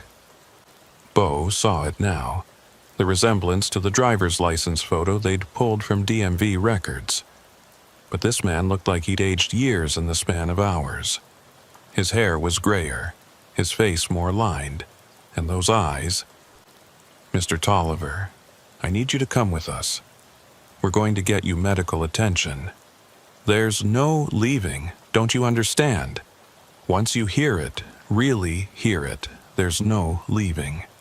The frequency finds you, follows you, gets into your bones and your blood and your brain." Tolliver took a step toward them, and Bo raised his weapon higher. "Stop right there, don't come any closer." But Tolliver kept walking, his gait unsteady but determined. "You'll understand soon. When the resonance chamber opens fully, when all the voices sing together, you'll understand that this is mercy, that becoming part of the frequency is better than staying separate, better than being alone in the silence. Mr. Tolliver, I'm ordering you to stop. The man didn't stop. He walked straight toward them, his arms outstretched like he was reaching for something. Bo backed up, pulling Cordelia with him, his mind racing. He couldn't shoot this man. Tolliver was a victim, someone who needed help, not a threat. But those eyes, that voice, the way he moved, none of it was right. And then, between one step and the next, Tolliver simply wasn't there anymore. Not disappeared, not vanished. Just not there, like he'd been edited out of reality. The space where he'd been standing was empty. The road clear as if he'd never existed. Cordelia made a strangled sound. What the hell just happened? I don't know. Bo swept his flashlight across the road, the trees, looking for any sign of where Tolliver had gone. But we need to keep moving, get to the tower, get our recordings, and get out of here. Sheriff, maybe Juniper was right. Maybe we should... A sound cut her off. The chimes. But not faint this time, not distant. Close. So close it felt like they were coming from inside Bo's own head. And with them came other sounds, voices, dozens of them, singing in a language that hurt to hear. Not words exactly, but patterns of sound that made his teeth ache and his vision blur. Run, he said. Now. They ran. Not back toward the gate, the chimes were louder in that direction, but forward, deeper into the property toward where the tower should be. The forest closed in around them, the uniform pines becoming a maze of identical corridors that all looked the same in their flashlight beams. Bo tried to keep his bearings, tried to remember the map, but the chiming sound was disorienting, making it hard to think straight. They burst into the clearing and stopped. The radio tower stood before them, but it looked different than it had this morning. The collapsed metal framework seemed to shimmer in their lights, as if it was vibrating at some frequency just outside visible spectrum. And around the base of the concrete foundation, arranged in a perfect circle, stood figures. At least 20 of them. Men, women, young, old. All standing perfectly still, facing outward, their eyes closed and their mouths open. And from their mouths came the sound, that terrible, beautiful chiming that rose and fell in harmonics too complex for any human voice to produce. Bo recognized some of the faces. The driver from the first abandoned truck, Marcus Tolliver. A woman who'd been reported missing 3 months ago. A teenage boy who'd disappeared during a hunting trip last year. They were all here, all singing, all part of whatever this was. In the center of the circle, standing on the foundation itself, was someone Bo hadn't expected to see. A woman in her 60s, wearing the simple, dark dress of rural East Texas, her white hair loose around her shoulders. But it wasn't Juniper Kincaid. Cordelia, Bo whispered. Who was that? But Cordelia wasn't looking at the woman. She was looking at the ground at Bo's feet, where symbols had been carved into the earth. The same angular marks they'd seen on the trees, but larger, more complex, forming a pattern that seemed to pulse in time with the chiming. Sheriff, she said, her voice tight with fear. We're standing inside the resonance chamber. Look! Bo looked around and realized she was right. The clearing wasn't natural. It was perfectly circular, and the trees around its perimeter were marked with those same symbols, all of them facing inward. And now that he was aware of it, he could feel it. A vibration in the air, in the ground, in his bones. Like the entire clearing was humming at a frequency just below hearing. The woman on the foundation opened her eyes and looked directly at Bo. When she spoke, her voice carried perfectly across the clearing despite the fact that she wasn't shouting. Sheriff Lyle, we've been waiting for you. Who are you? I'm Pastor Lancaster's widow. Helena. After my husband closed the church, I thought it was over. Thought we'd stopped it." She gestured at the singing figures around her. "But we didn't stop anything. We only made it angry." "Made what angry?" "The frequency, the resonance, whatever you want to call it. It's not a thing, Sheriff. It's not alive in any sense we understand. It's an accumulation, a collection of sounds and voices that have been building in this place for centuries. The Native Americans who lived here before us, they knew about it, called it the hollow song, said it was the voice of the earth itself trying to speak." Bo took a step back, pulling Cordelia with him. But the circle of singers didn't move, didn't react. They just kept singing, their voices weaving together into something that was almost beautiful and almost terrible in equal measure. "The government tried to use it," Helena continued. "Built their tower, amplified it, broadcast it. They thought they could weaponize it. But you can't control something that was never meant to be heard by human ears. You can only join it, become part of it." "What happened to these people?" "They heard the call and answered. Walked into the resonance chamber willingly, seeking the source of the sound. And once here, once inside the chamber, they couldn't leave. The frequency takes root in your nervous system, rewrites your brain chemistry, makes you part of the broadcast." She smiled, but there was no warmth in it. "My husband tried to warn people, tried to stop it by closing the church. But the frequency doesn't need a church. It doesn't need a tower. All it needs is listeners. And Sheriff, you've been listening." As if on cue, the chiming sound intensified. Bo felt it now. Really felt it. Vibrating through his chest, his skull, making his teeth ache and his vision swim. And underneath the chimes he could hear words now. Not English, not any language he recognized, but he understood them anyway. They were calling him, inviting him, promising him something that his conscious mind rejected, but his hindbrain desperately wanted. "We have to go," Cordelia said, pulling at his arm. "Sheriff, we have to go right now." But Bo couldn't move. The frequency had him, had gotten into his head just like Juniper Kincaid had warned. Part of him wanted to walk forward, to step into that circle of singers, to add his voice to theirs and finally understand what it all meant. The recording device in his pocket vibrated. He pulled it out with shaking hands and looked at the display. It was recording, had been recording since they'd entered the clearing. But the waveform display was wrong. Instead of the jagged peaks and valleys of normal sound, it showed a perfect sine wave, steady and unbroken, as if the device was picking up a single sustained tone that never wavered. He hit the stop button, and the spell broke. The chiming receded, not gone but manageable. His head cleared enough to think, to move. "Cordelia, run! Now!" They ran. Behind them, Helena Lancaster's voice called out, no longer calm but urgent. "You can't escape it, Sheriff. It's in you now. Sooner or later, you'll come back. They always come back." The forest was a nightmare of identical trees and wrong angles. Bo lost track of how many times they took turns, how many clearings they passed through. The chiming followed them, sometimes close, sometimes distant, but never completely gone. And every so often they'd catch glimpses of figures standing between the trees, the singers from the resonance chamber, or others like them, watching silently as they passed.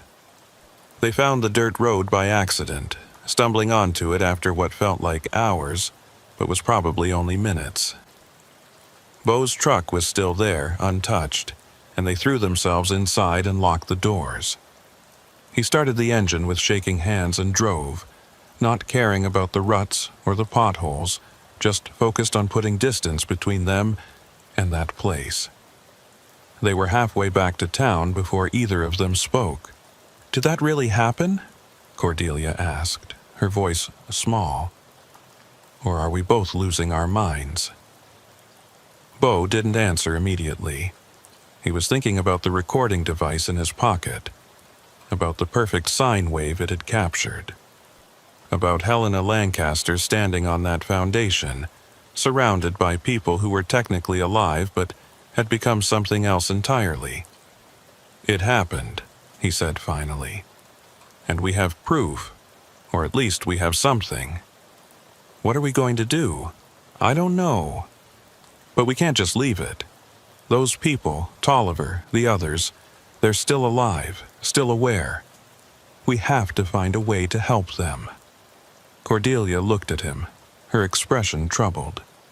"Sheriff, I don't think they want to be helped. Did you see their faces? They looked peaceful, like they'd found something they'd been looking for." Bo remembered those faces, the blank expressions, the eyes that looked at nothing, and he remembered that terrible pull he'd felt, that desire to join them, to become part of the frequency. If Cordelia hadn't been there, if he hadn't had the recording device to break his focus, he might have walked into that circle and never come back. "Maybe," he said, "but that doesn't mean we stop trying." They drove straight to the office. It was nearly midnight, but Bo didn't care. He needed to listen to that recording, needed to hear what the device had actually captured. If it was just white noise or static, he'd know they'd both hallucinated the whole thing. But if it was something else... He hooked the recording device up to his computer and pulled up the audio file. The waveform display showed exactly what he'd seen in the clearing. A single, sustained tone with no variation. He hit play. The sound that came through the speakers made them both flinch. It was the chimes, but filtered through the limitations of digital recording equipment, stripped down to their basic frequency. And underneath the chimes was something else, a voice, or many voices, speaking in that language that hurt to hear. The words were clearer now, easier to make out, though still incomprehensible. Bo let it play for 30 seconds, then stopped it. His hands were shaking again, and the headache that had started in the clearing was back, pulsing in time with a rhythm he could no longer hear but could still feel. "That's real," Cordelia said. "That's actual audio. We didn't hallucinate it." "No, we didn't." Bo saved the file and unplugged the device. "But I don't know what to do with it. If I take this to the state police, they'll think I've lost my mind. If I take it to the media, they'll think it's a hoax. What about Juniper Kincaid? She warned us about this.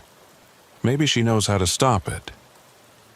Bo thought about the old woman, about her warning that the frequency was self-sustaining, that it demanded sacrifice to maintain the silence. Maybe. But something tells me she's been managing this for decades, and people are still disappearing.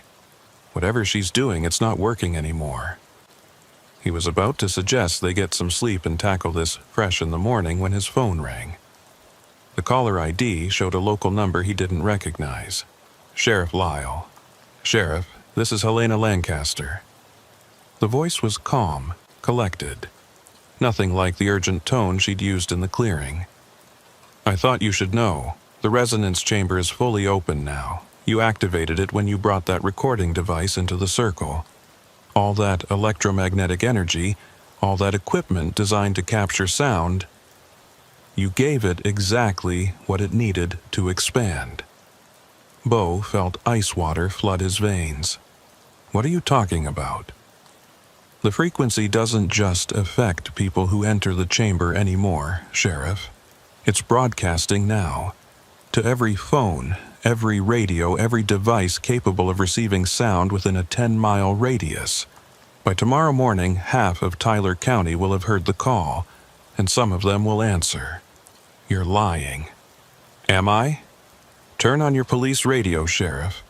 Listen to what's coming through on all the emergency frequencies." Bo reached for his desk radio and turned it on. At first he heard only static, then, slowly, it emerged, that chiming sound, faint but unmistakable, coming through on every channel. And underneath it, those voices, speaking their incomprehensible language, calling out to anyone who might be listening. "How do we stop it?" Bo demanded. "You can't, not anymore. The chamber is open, the broadcast is active, and it will continue until it's satisfied." Helena paused. "But there is a way to contain it, to limit the damage. It requires sacrifice, Sheriff, the willing kind. Someone has to enter the chamber and stay there. Become part of the frequency. Act as an anchor, a focal point that draws the broadcast back to its source and prevents it from spreading further. You're talking about murder. I'm talking about salvation for everyone else." Her voice was gentle now, almost kind. My husband understood that at the end. That's why he closed the church. He was going to do it himself. Walk into the chamber and end the broadcast once and for all. But he died before he could. Heart attack. Sudden and complete. And the broadcast continued. Bo looked at Cordelia, saw his own horror reflected in her face. There has to be another way. There isn't, and Sheriff, you need to decide quickly. Every minute that broadcast continues, more people hear it. More people start walking toward the chamber. By dawn, there will be dozens. By tomorrow night, hundreds. And once they're in the chamber, they're lost. Part of the frequency forever. The line went dead. Bo sat at his desk, staring at the recording device, at the audio file still open on his computer screen. That perfect sine wave, sustained and unbroken. He'd gone into those woods to find answers, to document what was happening, to help the missing. Instead, he'd made everything worse, had become the catalyst for something that could destroy his entire county. "What do we do?" Cordelia asked quietly. Bo thought about Helena Lancaster standing on that foundation, calm and collected, speaking about sacrifice like it was the most natural thing in the world. He thought about Juniper Kincaid and her warning that some prices had to be paid for the silence to hold. And he thought about all those faces in the circle, singing their endless song, trapped in a frequency they could never escape. "We go back," he said, "tonight, and we end this. How? I don't know yet, but I'll figure it out." He stood and grabbed his jacket. "Cordelia, I need you to stay here. Monitor the emergency frequencies. Keep track of any reports of people acting strange or heading toward the Kincaid property. If this goes wrong, if I don't come back, you contact the state police and the FBI. You tell them everything, even if they think you're crazy. Someone has to know what happened here. You're not going alone." "Yes, I am. Because if Helena Lancaster is right, if someone needs to walk into that chamber willingly..." He trailed off, unable to finish the sentence. Cordelia stood and faced him. "Then it should be me. I'm 73 years old, Sheriff. I've had a good life, a full life. You've got years ahead of you. Let me do this." "No. Sheriff, no." His voice was firm. "This is my responsibility. I'm the one who brought the recording equipment. I'm the one who activated the chamber. If anyone's going to fix this, it's me." He walked to the door before she could argue further. "If I'm not back by dawn, you know what to do." Bo drove through the night with his windows down, letting the humid air wash over him. He needed to stay alert, needed to feel connected to something real and physical.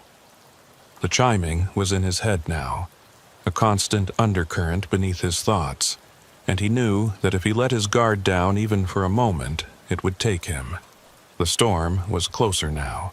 Lightning split the sky every few minutes, illuminating the forest in stark white flashes that made the trees look like skeletal fingers reaching for the clouds. Thunder followed seconds later, deep and rolling, vibrating through the truck's frame. But the rain hadn't started yet. The air was holding its breath, waiting. He pulled up to the Kincaid property gate just after 1 a.m. The chain was still lying on the ground where they'd found it earlier. Bo parked and sat for a moment, his hands on the steering wheel trying to organize his thoughts. He didn't have a plan. Not really. Helena Lancaster had said someone needed to enter the chamber willingly, to become part of the frequency and act as an anchor. But Bo wasn't sure he believed her. She'd been standing in that circle, surrounded by those singing figures, looking far too calm for someone describing the end of everything. There was something she wasn't telling him, some piece of information she'd deliberately withheld. His phone buzzed. A text from Cordelia. 3 911 calls in the last hour. People hearing voices. 2 already left their homes, headed toward Old Jasper Highway. State police won't arrive until dawn. You need to hurry. Bo pocketed the phone and climbed out of the truck. He'd left his recording equipment behind this time, brought only his weapon, his flashlight, and a small backpack containing road flares and a first aid kit. If Helena was right about the electronic equipment amplifying the frequency, he wasn't going to make that mistake twice. The walk to the clearing felt shorter this time. Maybe because he knew the way. Maybe because some part of him wanted to be there, was being pulled toward the resonance chamber by forces he couldn't resist.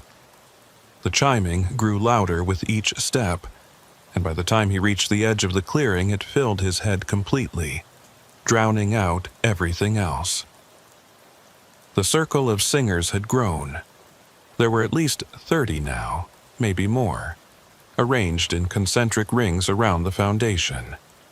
Helena Lancaster still stood at the center, but she wasn't alone anymore. Next to her stood a figure Bo recognized, the large, silent man who'd accompanied Juniper Kincaid to his office. He stood with his arms crossed, watching the singers with an expression that might have been satisfaction or might have been sorrow. Helena saw Bo approach and smiled. "Sheriff Lyle, I knew you'd come back." "Where's Juniper Kincaid?" Bo called across the clearing. "Gone. She left the property 3 hours ago. Said her work here was done, that the frequency would have what it wanted one way or another." Helena gestured to the man beside her. "This is Dalton Worthy. He's been helping Juniper maintain the silence for the last 40 years. But even he can't stop what's been set in motion." Dalton Worthy. The name clicked in Bo's memory. Worthy. One of the old families. One of the names from the photograph at the base of the tower. "You're related to Caleb Worthy," Bo said. "The rancher who hanged himself in 1971. Dalton nodded slowly. "My uncle. He heard the frequency too. Couldn't live with it, couldn't escape it, so he made a choice." His voice was deep and rough, like he didn't use it often. "Same choice that's being offered to you now, Sheriff. I'm not killing myself.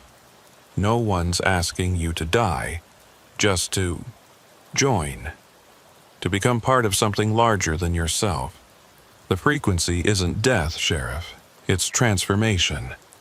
Transcendence." Bo looked at the singers arranged around the foundation. Their faces were blank, peaceful, but there was nothing human left in their eyes. Whatever they'd become, it wasn't transcendence. It was erasure. "Helena said someone needed to enter the chamber willingly," Bo said. "To act as an anchor and contain the broadcast. Is that true?"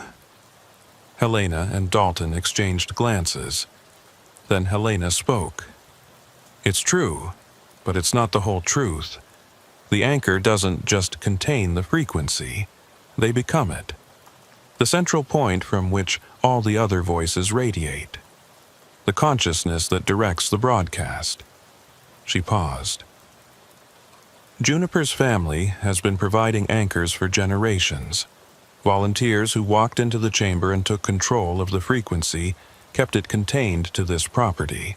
But the last anchor, Juniper's brother, died 6 months ago, and without an anchor the frequency has been spreading unchecked. Why didn't Juniper tell me this? Because she knew what I'm about to tell you. That you're perfect for the role. You're strong-willed, Sheriff. Disciplined. The kind of person who could take control of the frequency instead of being consumed by it. You could be the anchor this place needs. Keep the broadcast contained, save your county, and spend the rest of my life standing in this circle, singing? You wouldn't be singing, Sheriff. You'd be conducting, directing. The other voices would follow your lead.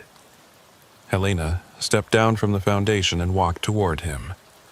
The circle of singers parted to let her through. My husband saw it at the end, saw what this place really was. Not a trap or a curse, but an opportunity, a chance to connect with something vast and eternal. He wanted to do it himself, wanted to be the anchor, but his heart gave out before he could.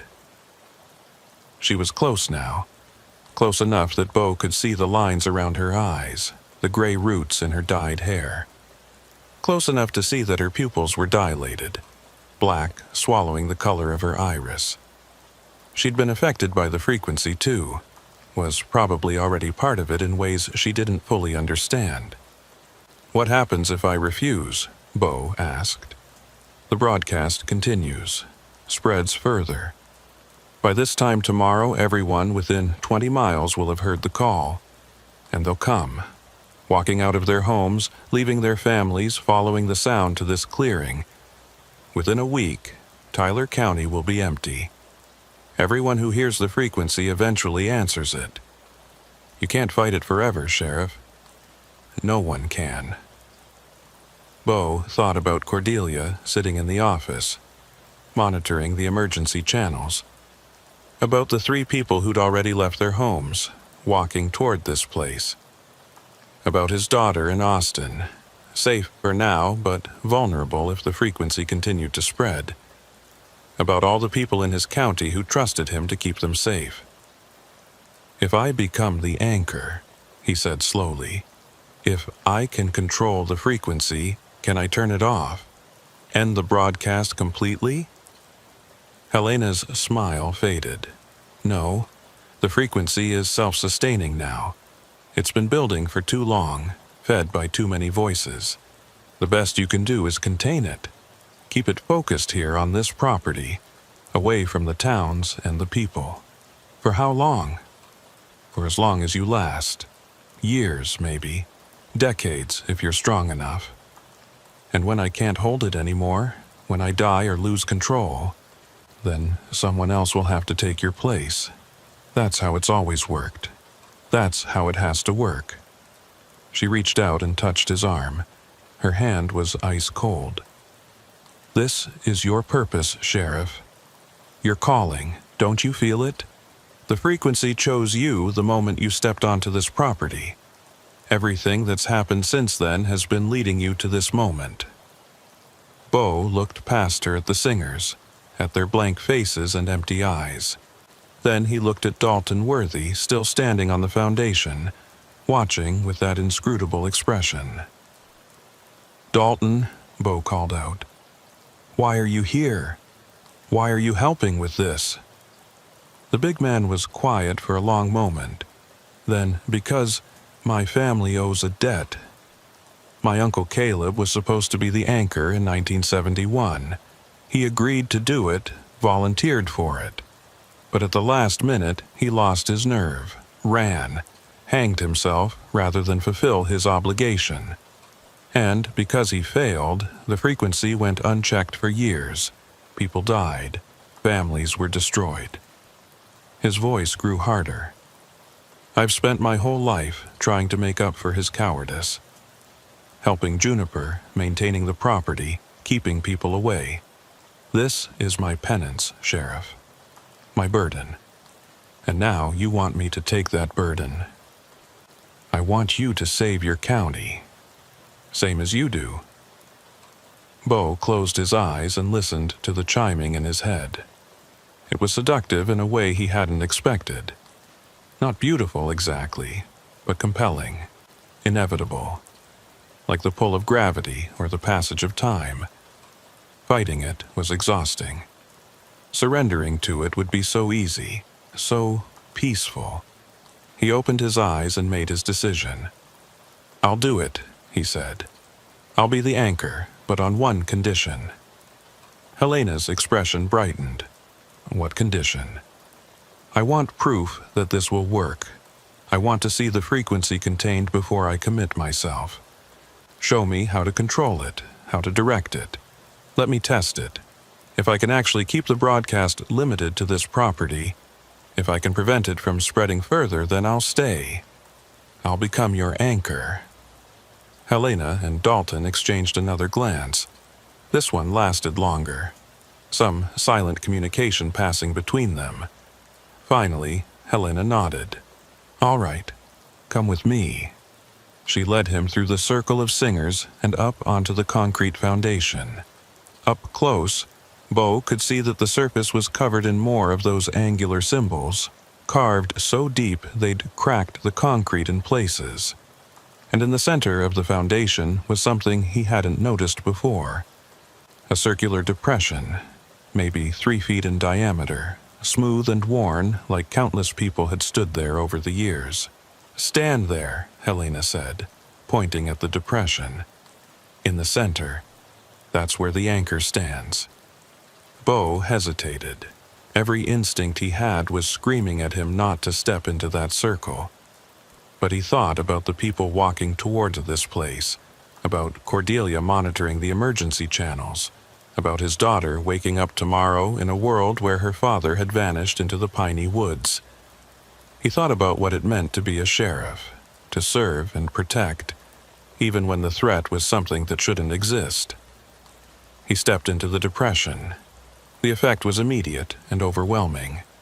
The chiming sound exploded in his head, no longer outside him but inside, resonating through every cell of his body. He could feel the other voices now, all 30 or 40 of them, each one distinct and separate but all woven together into a single harmonic structure. And at the base of it all, deeper than the voices, was the frequency itself. The resonance. The hollow song that had been building in this place for centuries. It was vast, ancient, not alive but not dead either. Something in between, something that existed in the spaces where sound accumulated and took on weight and substance. And it was aware of him, recognized him as a potential conductor, a consciousness strong enough to direct its broadcast. "Do you feel it?" Helena's voice seemed to come from very far away. "Do you feel the frequency?" Bo couldn't speak, could barely think. The weight of all those voices was crushing, and beneath them the frequency itself was like an ocean, deep and dark and infinite. He was drowning in it, losing himself in the patterns and harmonics and resonances that made up its structure. But then, slowly, he found his footing. Found a way to stand in the middle of it without being swept away. It was like learning to swim in heavy current. You couldn't fight it directly, but you could ride it, guide it, use its own momentum against itself. He focused on the broadcast, felt it radiating outward from this clearing, spreading through the forest and beyond, reaching for anyone with ears to hear. He visualized it shrinking, pulling back, concentrating here on the Kincaid property. And incredibly, impossibly, it responded. The broadcast narrowed, became more focused, its range contracting from miles to hundreds of yards. "Good," Helena said. "You're doing it. You're controlling the frequency." But Bo had felt something else in that moment of control. Something Helena hadn't told him. The frequency didn't want to be controlled. It wanted to spread, to grow, to consume. And the only thing keeping it contained was the conscious will of the anchor. The moment that will faltered, even for a second, the frequency would explode outward again, stronger than before. This wasn't a solution. It was a temporary dam holding back an inevitable flood. And whoever stood in that dam would be crushed by the pressure long before their natural lifespan ended. Helena had lied to him. Or at least, she'd told him a partial truth designed to get him into this circle. Once he committed himself, once he fully became the anchor, there would be no backing out, The frequency would consume him within weeks, maybe days. And then someone else would have to take his place, and then someone else. An endless chain of sacrifice, feeding this thing that should never have been awakened. Bo opened his eyes and stepped out of the depression.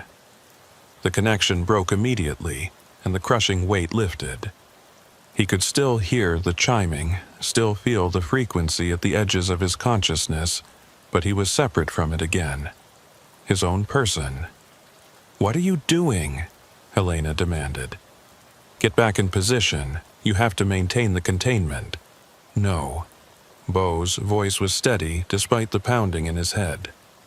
"This isn't containment.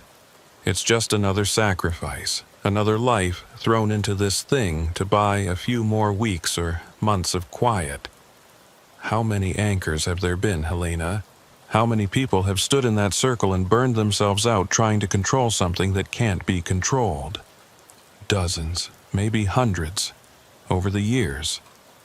Helena's calm mask was cracking now, revealing something desperate underneath. "But that's the price. That's what it costs to keep the frequency from consuming everything. Someone has to stand in the gap. Someone has to be the anchor. Why are you still standing here then?" Bo looked at Dalton Worthy. "Why aren't you in that circle? Paying off your family's debt?" Dalton's expression darkened. "Because I'm not strong enough. The frequency would burn through me in hours. I've tried, twice. Both times I couldn't hold it, couldn't direct it. It takes someone with..." He trailed off. "With what? Authority? A sense of duty?" Bo laughed, but there was no humor in it. "You're looking for someone with enough conviction to sacrifice themselves willingly. Someone who'll walk into that circle and stay there until the frequency eats them alive. That's what this has always been about. Sheriff, please." Helena was pleading now.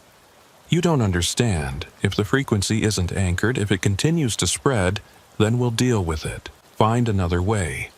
But I'm not going to be your sacrifice." Bo backed toward the edge of the foundation. The circle of singers remained motionless, still producing that endless chiming sound. "And I'm not going to let anyone else be sacrificed either." He pulled one of the road flares from his backpack, struck it to life, and threw it into the depression where he'd been standing. The red flame hissed and sparked against the concrete, and for a moment nothing happened. Then one of the singers broke formation and lurched toward the foundation, trying to reach the flare. Then another. Then all of them at once, the perfect circle collapsing as they stumbled and clawed their way toward the central depression, toward the bright burning light that was disrupting the frequency's carefully maintained harmonics. Bo ran. Behind him, he heard Helena screaming, heard Dalton Worthy's heavy footfalls on the concrete, heard the singers' voices rising in discord as the flare's chemical burn interfered with their resonance. He crashed through the forest, not following the road but heading east, toward where he thought the property line should be. Lightning struck close by, close enough to make his hair stand on end. The storm had finally arrived. Rain began to fall. Huge, fat drops that turned to sheets within seconds, soaking him through and making the forest floor treacherous. But the rain also muffled the chiming, gave him cover, made it harder for the frequency to track him. He ran until his lungs burned and his legs gave out, until he collapsed against a pine tree and slid to the ground, gasping for breath. The chiming was still in his head, but fainter now, weakened by distance and the storm. He could think clearly again, could remember who he was. He pulled out his phone. No signal, of course not. He was too deep in the woods, too far from any tower. But he had a compass app, and according to it he'd been running northeast. If he kept going in that direction, he'd eventually hit Highway 96. From there, he could find his way back to town. He was about to stand when he heard it. Footsteps, heavy, deliberate, coming from the direction he'd fled. Dalton Worthy was following him. Bo drew his weapon and waited. The footsteps grew closer, and then the big man emerged from the rain-soaked darkness, his clothes plastered to his body, his face set in grim determination. "I can't let you leave, Sheriff," Dalton said. "You're the only one strong enough to be the anchor. The only one who can hold the frequency. If you walk away, everyone in Tyler County dies. That's not my problem anymore. I did what I could. I tried to help. But I'm not sacrificing myself for a mistake made by government scientists 70 years ago. My uncle made a choice. A coward's choice. I won't let you make the same one." Dalton lunged forward faster than a man his size should have been able to move. Bo fired twice, center mass, but the shots barely slowed him. The big man crashed into Bo, driving him backward into the mud. They struggled, Dalton's hands closing around Bo's throat, squeezing, cutting off his air. Bo brought his knee up hard, caught Dalton in the ribs, and the grip loosened enough for him to twist away. He scrambled backward, bringing his weapon up again, but Dalton was already on him, swatting the gun aside and pinning him to the ground. "I'm sorry," Dalton wheezed. Blood was seeping through his shirt from the gunshot wounds. "But it has to be you. It has to be." Bo's vision was starting to fade, black spots dancing at the edges. He could feel the chiming building again, could sense the frequency reaching for him through Dalton, using the big man as a conduit. In seconds, he'd lose consciousness, and when he woke up, he'd be back in that circle, standing in that depression, burning himself out to contain something that couldn't be contained. His hand found a rock half buried in the mud. He brought it up hard, smashing it against Dalton's temple. Once, twice. On the third strike, the big man's grip loosened and he toppled sideways, unconscious or dead. Bo couldn't tell which. Bo rolled away, coughing and gasping, his throat on fire. He found his weapon in the mud, grabbed it, and stood on shaking legs. Dalton lay motionless in the rain, blood mixing with water and mud. Bo should check him, should make sure he was still breathing, should render aid. But he knew if he got too close, if he let his guard down, the frequency would take him. So he ran again. East toward the highway, toward civilization, toward anything that wasn't this nightmare forest and its hollow song. The chiming followed him, weaker but persistent, and he knew it would never fully leave him. Helena had been right about that much. Once you heard it, really heard it, there was no escaping it completely, but you could choose not to answer, could refuse the call day after day, fighting the pull until it became just another weight to carry, just another burden that came with the badge. Bo made it to Highway 96 as dawn was breaking. A trucker spotted him stumbling along the shoulder and pulled over, gave him a ride back to town. He didn't ask questions, just handed Bo a towel and a bottle of water and drove in silence. At the office, Cordelia was waiting. She took one look at him and knew. "You didn't do it," she said. "You didn't become the anchor." "No, I didn't. What happens now?" Bo slumped into his chair and looked at the map on his wall, at the red marks showing where people had disappeared. He thought about Helena Lancaster and Dalton Worthy, about Juniper Kincaid fleeing her family's property, about all the singers in that clearing adding their voices to something that would never stop calling. "Now we evacuate," he said. "Everyone within 10 miles of the Kincaid property. We tell them there's a chemical leak, radiation, whatever we have to say to get them out. And then we seal off the area, quarantine it, make sure no one goes back. That won't stop it. You said the frequency was broadcasting, people will still hear it. Maybe, but they'll hear it from a distance, from far enough away that they can resist it. Choose not to answer." He looked at Cordelia. "I'm not going to sacrifice myself or anyone else to contain something that should never have existed. If that means we lose those woods, lose that property, then that's the price we pay." but we don't pay it with human lives, not anymore." Cordelia was quiet for a moment. Then she nodded and turned to her computer. "I'll start making calls. But Sheriff, what about the people already in that clearing? The ones who became part of the frequency?" Bo had been trying not to think about that. About Marcus Tolliver and the first driver and all the others standing in that circle, singing their endless song. They were alive but not alive, conscious but not conscious, trapped in a state that was neither life nor death. "I don't know," he said finally. "Maybe someone will figure out a way to help them someday, but it won't be me. I've done all I can." The evacuation took 3 days. Bo invented a story about chemical contamination from the old radio tower site, got the state environmental agency involved, and managed to relocate everyone within a 10-mile radius of the Kincaid property. Most people went willingly. A few had to be convinced with the help of state police. One family, the Brandons, who lived about 6 miles from the clearing, refused to leave until their daughter disappeared during the night, walking into the woods and not coming back. After that, no one argued. By the end of the week, the area was sealed off. Chain-link fence and posted warnings surrounded the entire perimeter of the Kincaid property. The state police established checkpoints on all the roads leading into the area, and Bo filed his official report, carefully omitting any mention of frequencies or resonance chambers or people singing in circles. He listed everything as unknown phenomena requiring further investigation by specialists, which was true enough. Helena Lancaster's body was found 3 weeks later by game warden Ransom Keating, who'd been asked to check on the abandoned property. She'd been standing in the depression on the foundation, apparently having tried to become the anchor herself. The frequency had burned through her in a matter of days.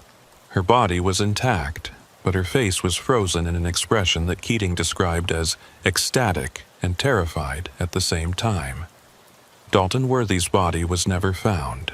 Bo had checked, had sent deputies back to the area where they'd fought. But there was no trace of the big man. No blood, no body, no sign he'd ever been there. Sometimes Bo wondered if Dalton had somehow crawled back to the clearing, had tried to take his uncle's place after all, but he tried not to think about it too much. The broadcast continued. Bo could still hear it sometimes late at night when the office was quiet and his mind was tired. That faint chiming at the edge of perception, calling to him, inviting him back. It was strongest during storms, when the humidity was high and the air was heavy. On those nights, Bo would turn on every light in his house, would blast music or TV, anything to drown out the sound that existed only in his head. And sometimes, 2 or 3 times a year, someone would report hearing strange sounds coming from the sealed-off area. Chiming, singing, voices speaking in languages that hurt to hear. And sometimes, not often, but sometimes, someone would be found trying to cut through the fence, trying to get into the Kincaid property, drawn by a call they couldn't resist. When that happened, Bo would personally take them to the hospital, would sit with them while doctors sedated them and tried to figure out what was wrong. And he would tell them the same thing every time. You heard something in those woods, something that made you want to go there. But you have to fight it every day, every minute. You have to choose not to answer, because if you answer, you'll never come back. Most people listened.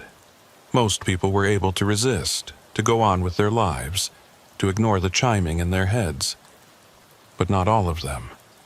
3 years after that night in the clearing, Bo stood at the fence surrounding the Kincaid property and looked into the forest. He'd come alone. Hadn't told Cordelia or anyone else where he was going. He just needed to see it.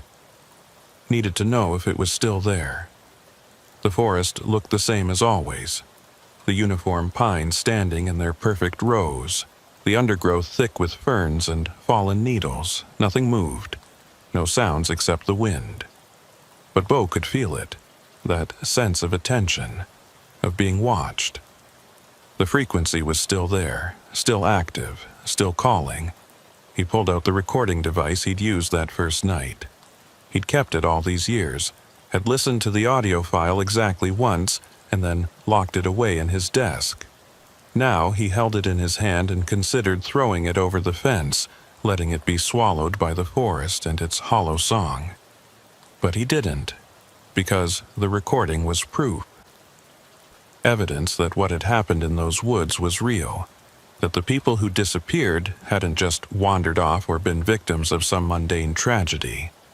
They'd been taken by something that existed in the spaces between sounds, something that fed on human voices and grew stronger with every new addition to its chorus.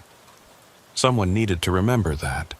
Someone needed to carry the knowledge forward, even if it could never be proven or explained or believed by anyone who hadn't experienced it firsthand. Bo pocketed the recording device and turned away from the fence. As he walked back to his truck, he heard it one last time. That chiming, those voices, calling his name, promising him peace and transcendence and an end to the burden he carried. He kept walking, because he was Sheriff Beauregard Lyle of Tyler County, Texas, and some calls you didn't answer no matter how beautiful they sounded.